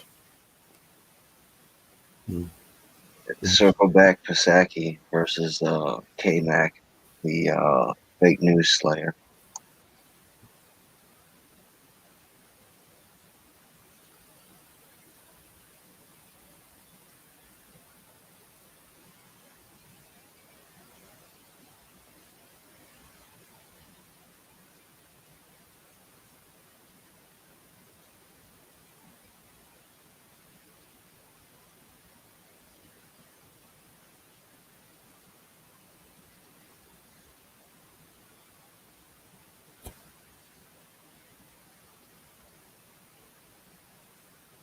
I can't think of anybody else right now. It's like, I can think of Feinstein, but I don't know against who. yeah. Feinstein versus Bernie Sanders. Nah, they'd be too evenly aligned. Ideologically aligned. Feinstein versus Susan Collins. And anybody who survives listening to them talk to each other for 5 minutes is the winner.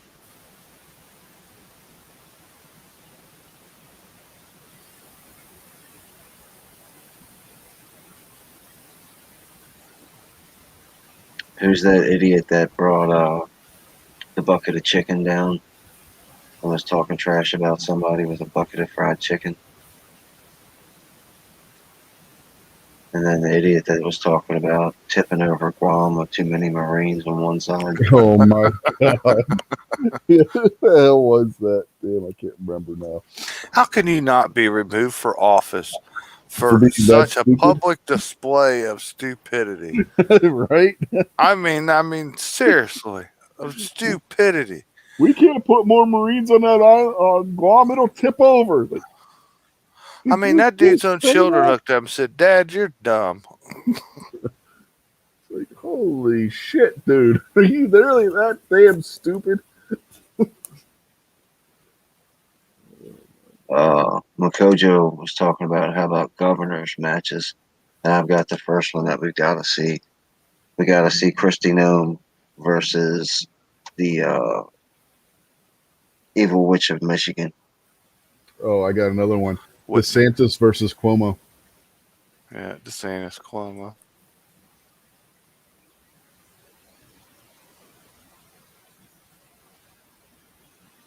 Yeah, this was tough because it's too hard to think of a good governor. Yeah, that's a problem. Kristi Noem versus everybody else in the country. Oh, hell, Ron DeSantis versus everybody else in the country. The two of them as a tag team, mixed tag against everybody else. Yeah, there you go. I don't know. The guy out in Oklahoma seems like he's pretty good, too.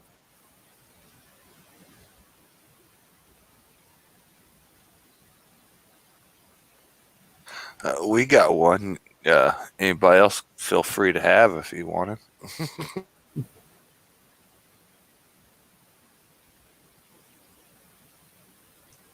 Great if you was a big game hunter. That way you could have your own rhino. Yeah, our rhino over in Maryland finally found out what it was like when you lay down with dogs. He played, Mr. Libertarian for, the entire time he was governor. And every chance that he did, he bent over to the left. And then when he needed them, they told him, get back, he vetoed.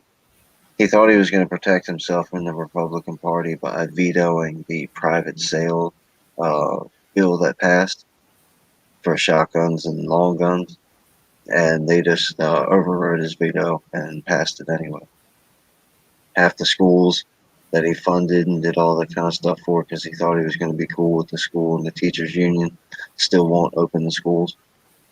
For I don't know, almost all year, he's been like, look, you can open the schools, it's fine. And they're like, oh, no, I don't think so.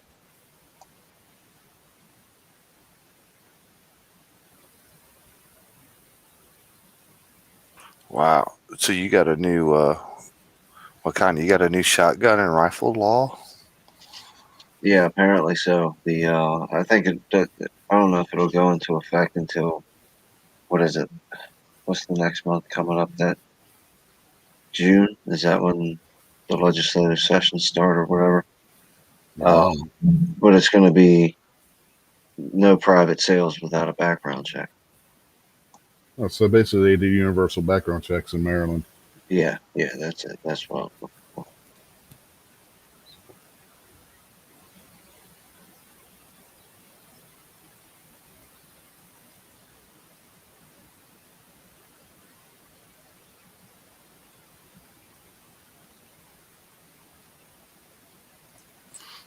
There's nothing you can do about that either, because the governor said no and they overrid his veto. So you're getting it shoved down there. The only reason he voted against it, the only reason that he didn't sign it is political posturing, and it failed miserably. Well, he knew that the Democrats were going to overturn his veto. I mean, come on, let's be honest. Well, yeah, that's why he signed it. That's why he vetoed, because he could go back and look like, hey, Republicans, look, I said. Look, I signed it. I vetoed this, and they went and overturned my veto. It's not my fault. And not one of his donors, not one of his supporters are going to say, okay, well, let's go back a few years to when you happily signed the red flag law. And a month later, after it was issued as actual law, there was a dead man.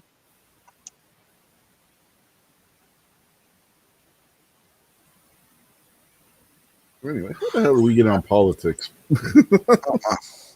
Because we wanted to see the politicians duke it out. Well, I don't even know how we got to that point. Well, anytime you're talking about exploding barbed wire, that's how we started, because Jason was talking about the exploding death match down in D.C. Oh, yeah, okay. Yeah, I'm sorry. It's my fault. Yep, it's your fault. My fantasies just start to run wild sometimes. Back to real wrestling, Joe says. So, what do we want to talk about? Well, I think I know the answer for Kingpin, but what's you guys' favorite tag team? Oh, probably the Hart Foundation. And then the Road Warriors. And, yeah, probably like that.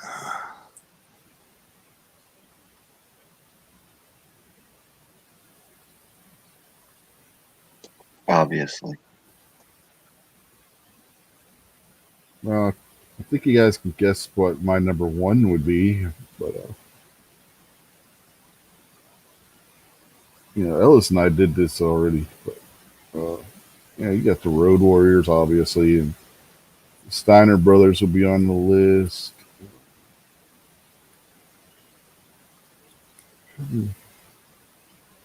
Rock and Roll Express, Midnight Express, Yeah, those are good ones. Tony Devon, Allen, Rocky Johnson, Devon Eric's, the Wild Samoans. Samoan SWAT team. Pacifist out there says the Dudley Boys. They were pretty good. I could do without the Bushwhackers. Yeah, that's another tag team that the WWF or another wrestler, tag team that the WWF screwed up. If you watch them in other federations when they were the Sheep Herders, totally different tag team.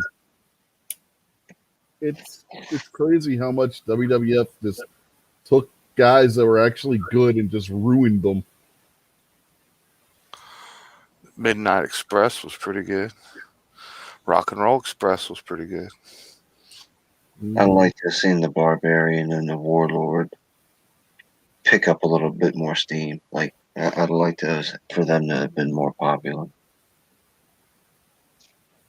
Well, they were essentially enhancement talent. That's what they were. Their job was. Their job was to make the bigger name guys look better, but while still being able to beat the jobbers.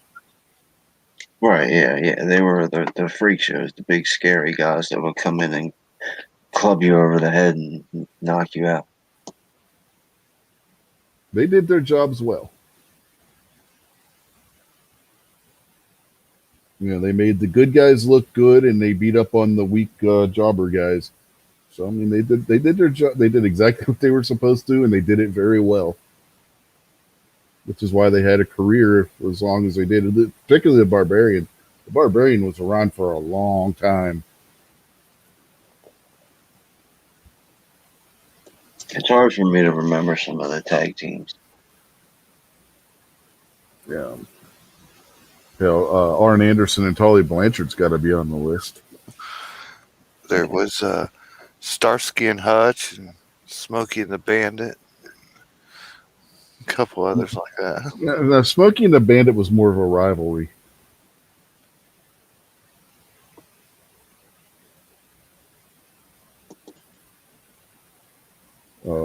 Ozzy and Harriet. The Irwin brothers, if you guys remember the Irwin brothers from AWA. Yeah, the Irwin brothers. Especially their feud against the Road Warriors. I still remember the match where the two of them, Road Warriors, rode down to the ring on motorcycles from one side of the arena, and the Irwin brothers rode down on motorcycles from the other side of the arena. And Nikita Koloff and the Sheik were a pretty good tag team. That was Ivan Koloff. That was Nikolai Volkov. Nikolai Volkov in the Iron Sheik. Yeah. Whatever. The Russian dude and the Arab dude. Yeah. Now, you had the Russians in the NWA, which was Nikita Koloff and Ivan Koloff and Crusher Khrushchev before he left and went over to WWF and became half a Demolition. Doom. They weren't too bad. Yeah, Butch Reed just died a couple weeks ago. I don't know if you knew that or not. Yeah. He was one half of Doom. Yeah, Tully and Arn Anderson, the Four Horsemen. MK Joe out there. Yeah.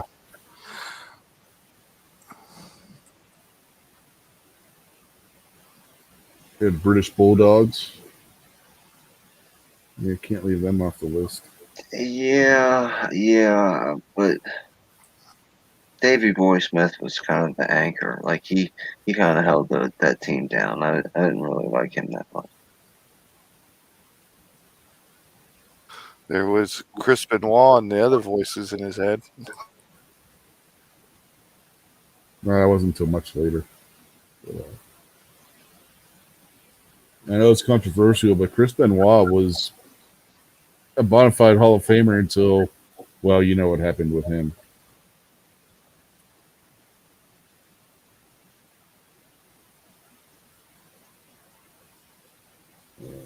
Let's see. I apologize for being heartless. No, you don't.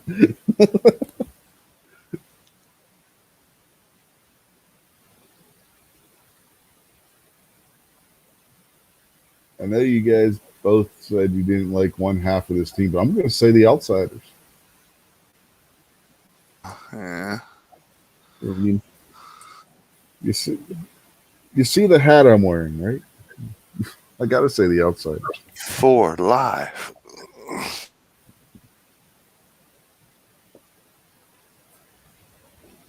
Sting and Luger, when they were tag teaming, they were a good tag team. They held the World Tag Team titles a couple of times.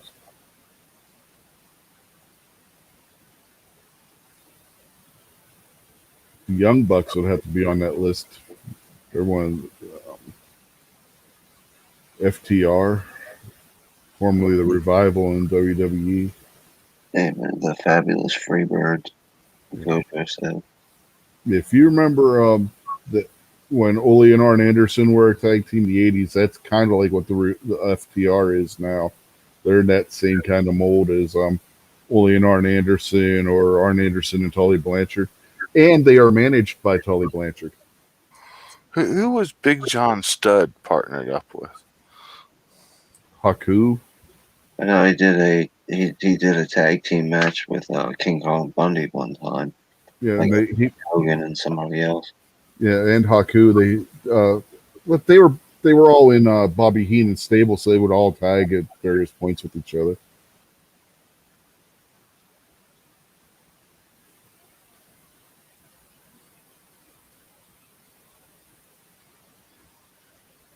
Let's see.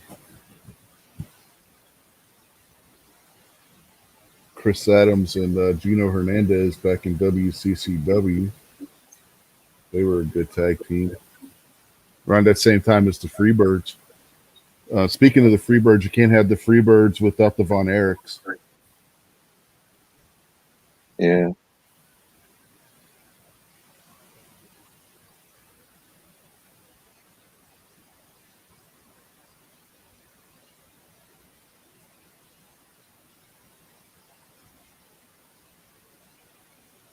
Yeah. Remember Ron Garvin? Yeah, Ron Garvin. What about him? I don't know. It's just I used to like to watch him. He seemed like a cool kind of dude. He was kind of like that times Stone Cold.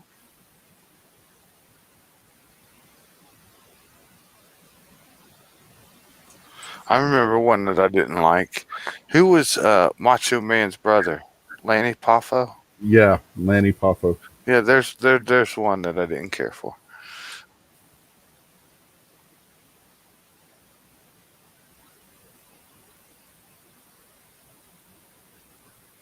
Yeah. MKJO says the Brothers of Destruction. Yeah, I was never an Undertaker fan.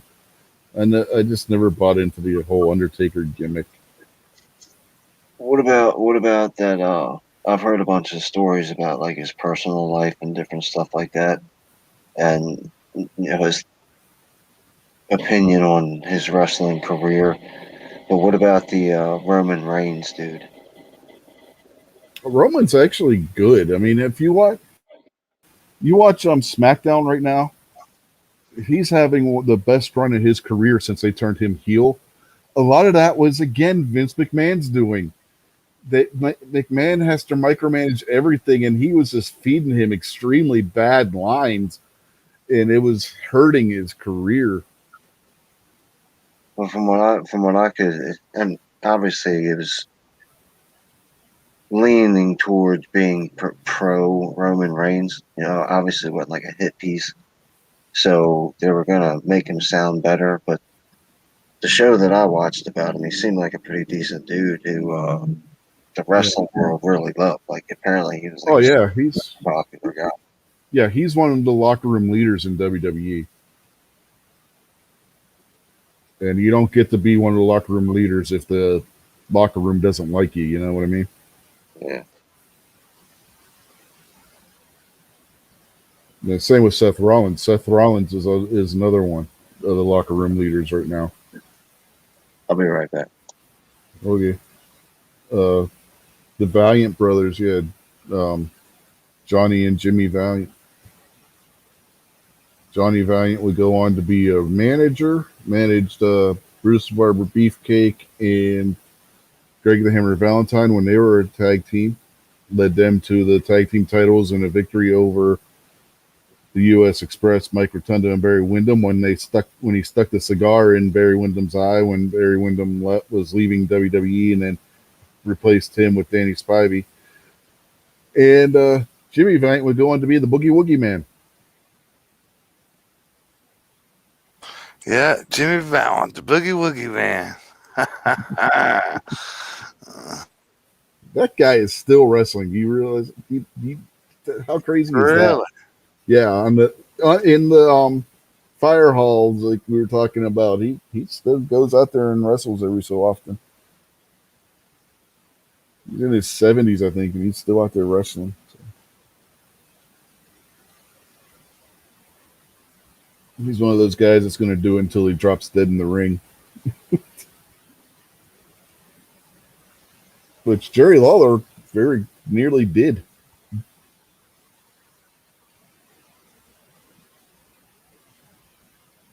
At least at the commentary desk, anyway.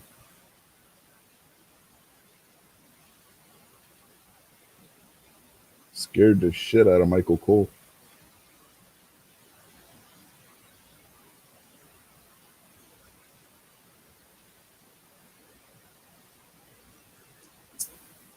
So when's this big show going to happen next week? What time? I believe the start time for the pay-per-view is 8 o'clock, but the pre-show comes on at 7 or 7:30, and there's going to be a battle royal on the pre-show. So we're going to we'll go from the pre-show all the way through.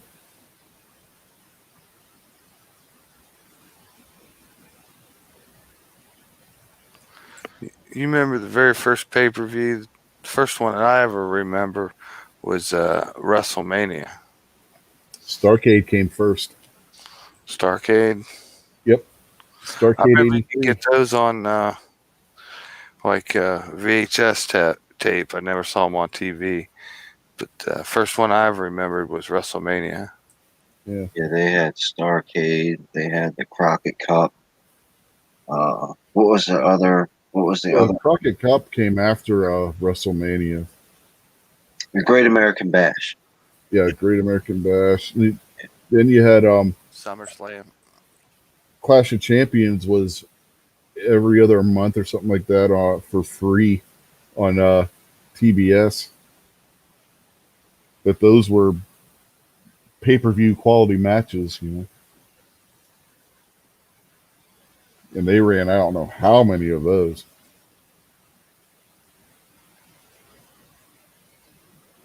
That's where you had the feud between Ricky Steamboat and Ric Flair in the late 80s, where Steamboat and Flair would trade the NWA/WCW world title.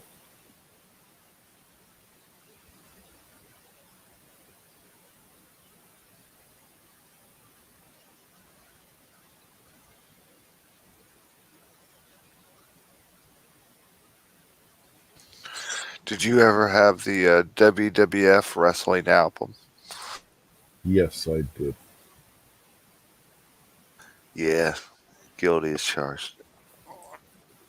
There were actually some good songs on there. I got it for Christmas. Yeah, so did I. But as punishment, my mother made my brother go through the checkout aisle and buy it. The song that Jimmy Hart did wasn't bad. Nikolai Volkov could sing. I mean, he did that song "Cara Mia." And man, he could have been an opera singer. He was really doing good until he got to the end and started doing the Russian national anthem bit.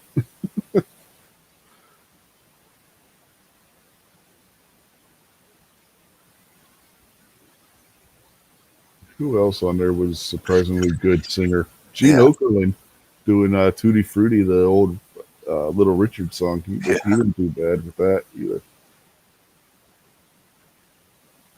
I had that on the LP, man, the album cover. I should have kept that. Maybe worth something. I had the cassette. Don't know whatever happened to it.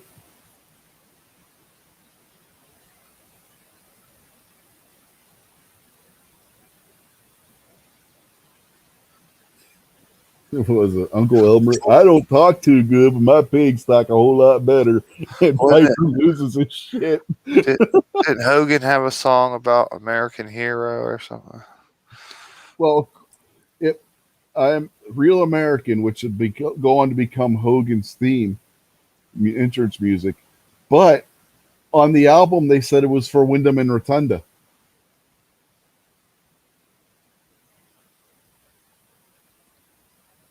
The song that they said was Hulk Hogan's music was will go on to be the theme song for Hulk Hogan's Rock and Wrestling cartoon show.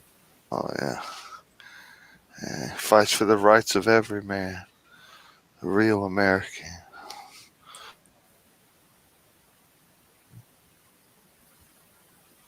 God, why do I remember this shit?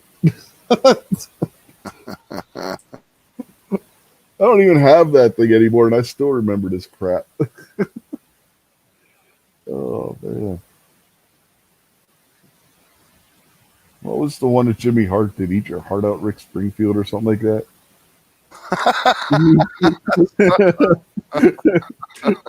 Thinking about how he wanted Jesse's girl and he was going to kick Rick Springfield's ass and shit like that. That was freaking funny as hell. The best part is Jimmy Hart was actually a singer at one point. Remember Back in the 60s, he actually had a hit song with the band he was in. they did Land of 1,000 Dances. Yeah, that's where And all the guys were in on it. And it had like a little video of them all there like dancing. Yeah, Uncle Elmer, who was supposed to be Hillbilly Jim's uncle, says, I don't talk too good, but my pigs talk a whole lot better. And then Roddy Piper just loses his shit. It just goes off on everybody. Oh, man.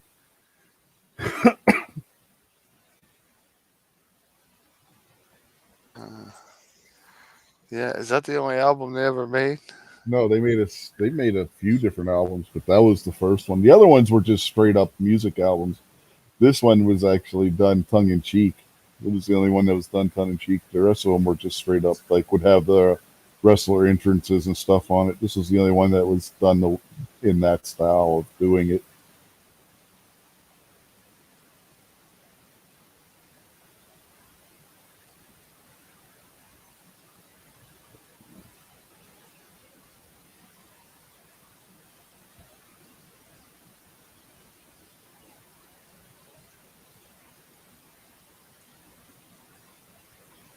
I don't remember what some of the other songs that were on there were.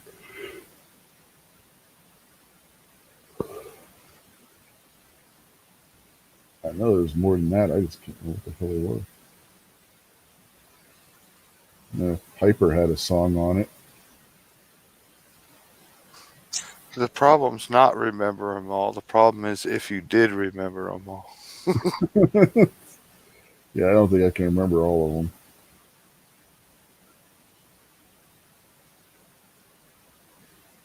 Didn't Lou Albano have a song on there? Yeah. Yeah. And Junkyard Dog, I think, did too, didn't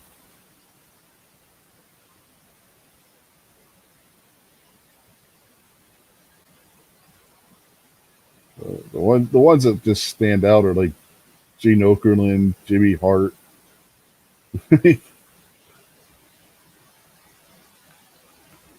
Good old ass Jimmy Hart talking about how he's going to kick Rick Springfield's ass. Oh, that was just funny as hell back then. It's even funnier now. Okay, according to Google, we had Land of 1,000 Dances. We had Real American. We had Captain Lou's History. And then we had For Everybody, Roddy Piper. And then they had Don't Go Messing With, Hillbilly Jim. Yeah, Had Grab Them Cakes. Junkyard Dogs was Grab Them Cakes. Mm. Jimmy Hart was Eat Your Heart Out, Rick Springfield. Had the Hulk Hogan theme. Tutti Frutti.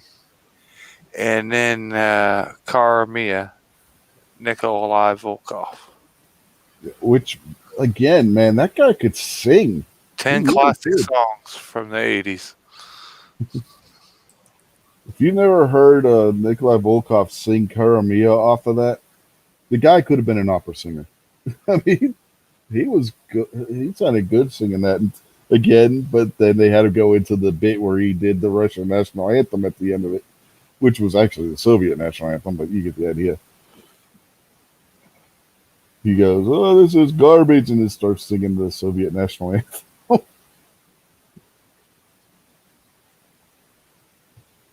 Oh, they tricked me on a link.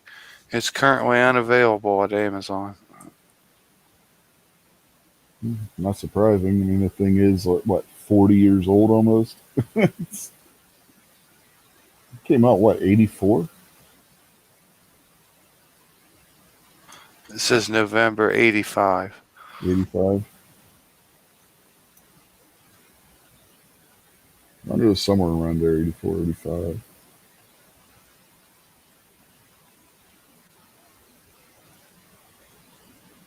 Ah, but it looks like the memories have been preserved on this thing called YouTube. Oh, Lord.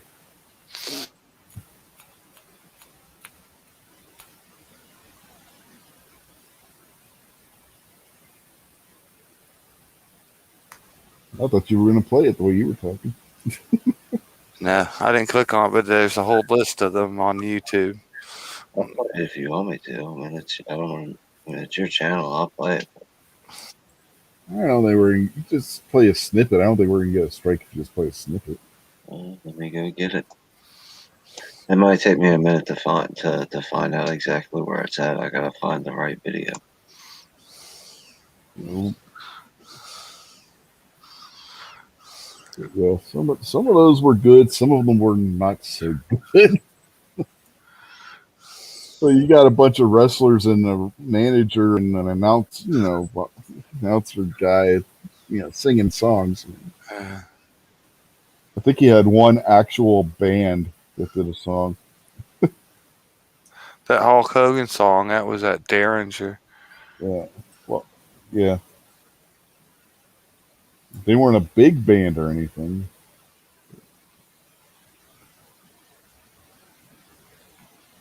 But it actually was a band, compared to the other ones.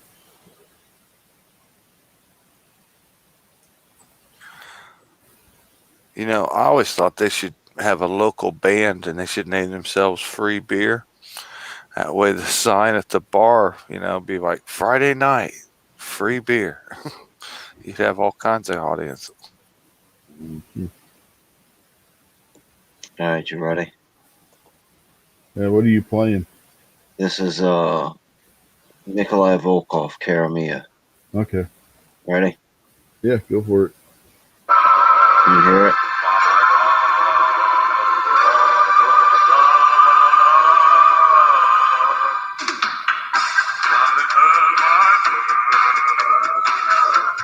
Break it down.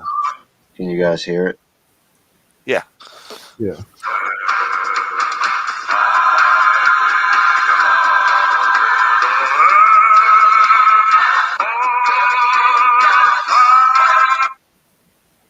I mean, it's not bad. And then it takes maybe another 2 minutes before he gets into the maybe like a minute and a half before he gets into this is crap. I'm going to sing the Russian national anthem part.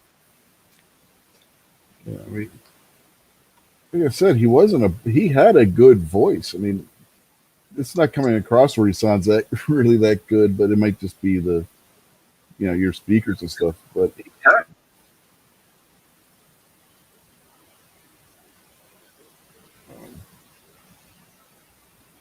yeah, it sounded better in person when you actually were listening to it on a stereo back in the day. Like I said, I think it might be Kingpin speakers. That'll affect the sound. It was acceptable, comrade.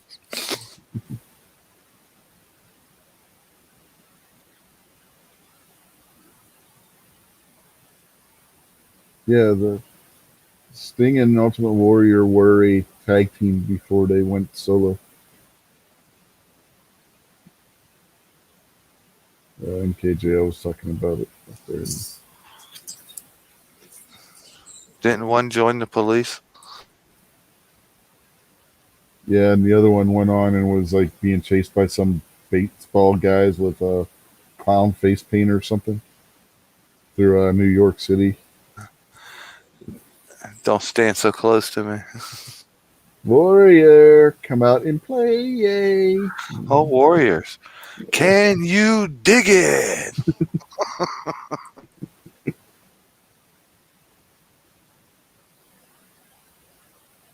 But then the guy that was telling the Warriors to come out and play ended up getting thrown off the cliff by Arnold Schwarzenegger. So, I mean,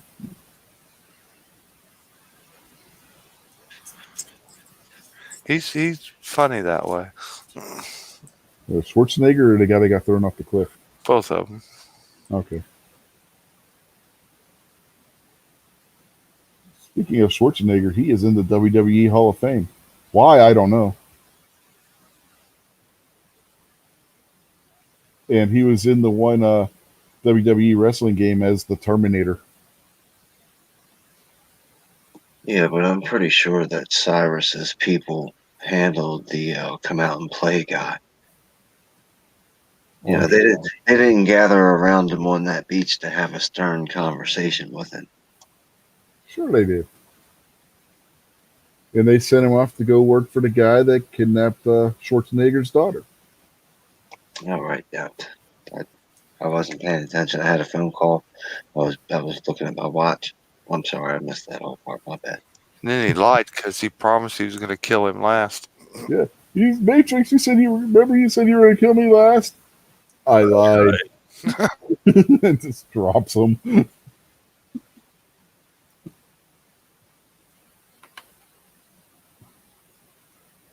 What movie was that? Commando?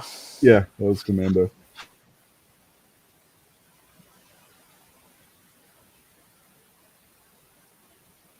And they kidnapped Alyssa Milano. Oh, God. I'm sorry. First time ever I felt sorry for the kidnappers. Well, that was back when she was Sam, so that was before she went totally batshit crazy. They dropped her back off and a pile of money. Say, here, we're sorry. Here, we'll pay you to take her back. This is every dime we got, man. Please. What did you do with Sully? I let him go. What they do is drop Alyssa Milano off and kidnap the people she lives with and be like, look, we're doing you guys a favor.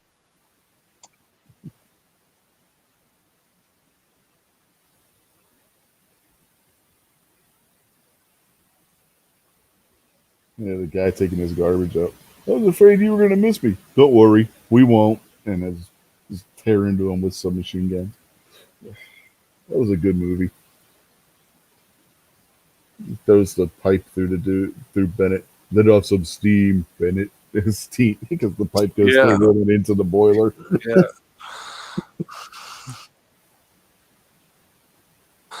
Yeah.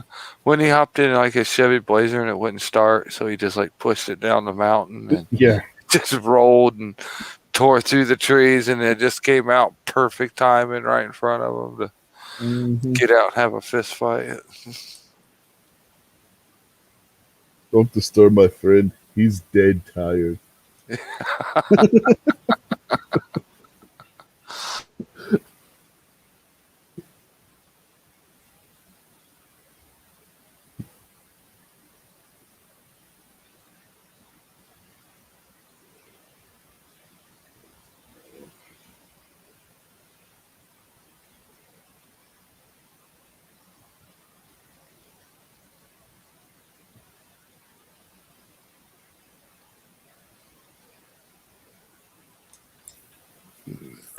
Maybe that's why Alyssa Milano don't like our guns.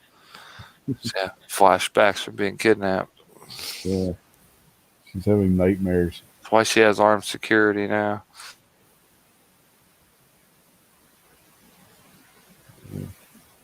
MKJO says Bobby Eaton retired in 2015. Wow, didn't know he went that long. Yeah, I'd be surprised how many of those guys kept going, that they would go around the independent circuit. They may not have been in the big leagues anymore, but they would still go around and do little shows like at fire halls and stuff.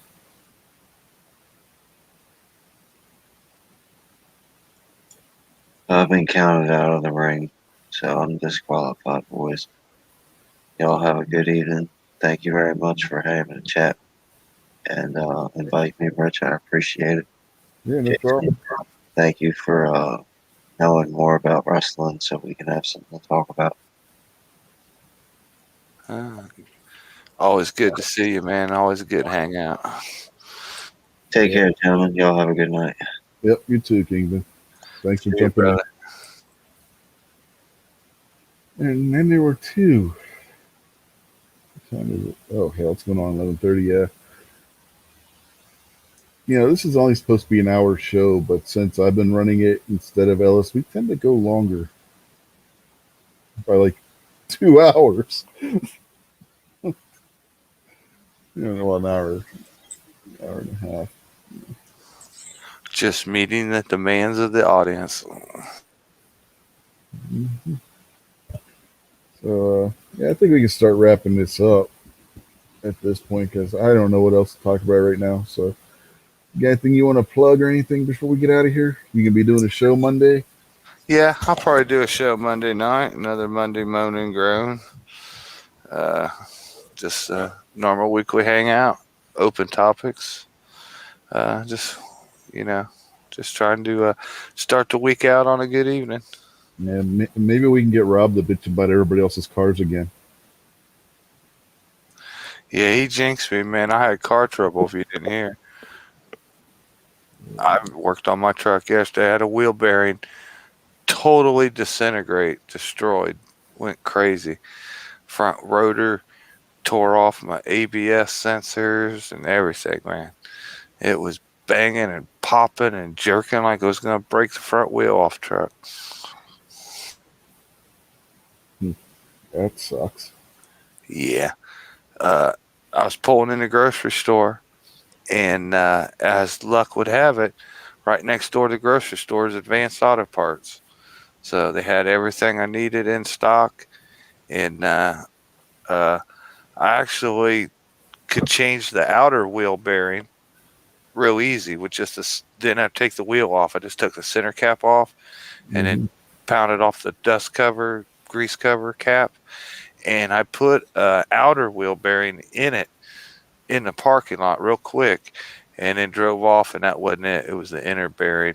And I drove it just a few miles to a friend's house and pulled in and said, "Hey, man, I got to work on my truck." And he had the tools handy that I didn't have with me, and got at it, got to changing it. But it totally did. I mean, the bearing, like half the bearing, the whole assembly came apart and ground itself up into dust and bent, twisted metal, man. It was not good. Yeah. I was glad I wasn't like doing highway speeds. Yeah, right. Your wheel would have just went rolling down beside you. Would have stopped and your wheel would have kept going. Well, I think the brake system would have kept it from falling off, but it'd been completely violent as hell, man. Yeah. Well, I was making a joke like in that one movie where the car stops and the wheel kept going. Basically, that was the only thing that kept my wheel from coming off was the brake system. The rotor actually ground and scraped up the brackets that hold the brake caliper on it. I mean, that rotor was flopping around. It was causing some major damage. But I got her fixed, put it back together, back on the road. Just haven't got an ABS sensor yet. I didn't know if that was truly going to be it, so I reset my computer and light stayed on. So it actually like grinded it off, so it's broken. So you're gonna have to replace the rotor and two, or eventually. Yeah, that's what I did. I had to replace the wheel bearings and the rotor. Okay. And this little ABS sensor just bolts on the back. Yeah. I didn't know at the time I needed anything like that until I took it apart. But yeah, I don't know if you just put it back together, if you had to completely replace everything.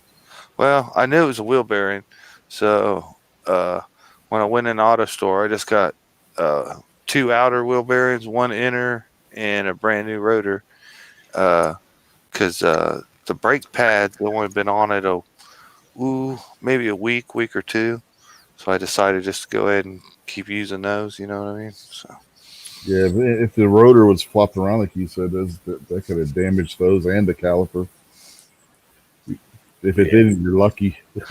yeah, I put it back. Yeah, I've drove it a couple times. Seems okay. I just have an ABS light on, and the pedal feels a little funny because of that. But one of them sensors is only like $18, so it's not too big, and I don't have to take nothing apart to change it. So Yeah. I get one more. At least it's not one of those sensors that cost you $1,000. Yeah, it's only like $18. So no big deal. I'm awful lucky. It'd been bad. Wheel bearing had been making noise, right? And I just been letting it go. I didn't even think about it, just completely falling apart, destroying itself. Yeah. You never know what something stupid like that's going to happen. It only had 275,000 miles on it. Is that all? Yeah, that's all. That thing at that point was just like, I give up. Take me home now, Lord. I can't do it no more. Yeah, it got wrecked on that right before I bought it. It got wrecked there in the front end of it just a little bit, and it all got repaired. So the whole life of this truck, every time I have anything go wrong, it's always right there on the passenger front. If tie rods go bad, it's on that side. Ball joints go bad, it's on that side. Wheel bearing goes bad, it's on that side. The rest of the trucks never had anything break on the driver's side. You need to name that side of your truck Fred Sanford. I'm coming, Elizabeth. I'm coming. This wheel bearings and rotors is one of the last things I haven't replaced over there on that side. So I knew it was coming, but we had such a snow and this cold weather and everything lately.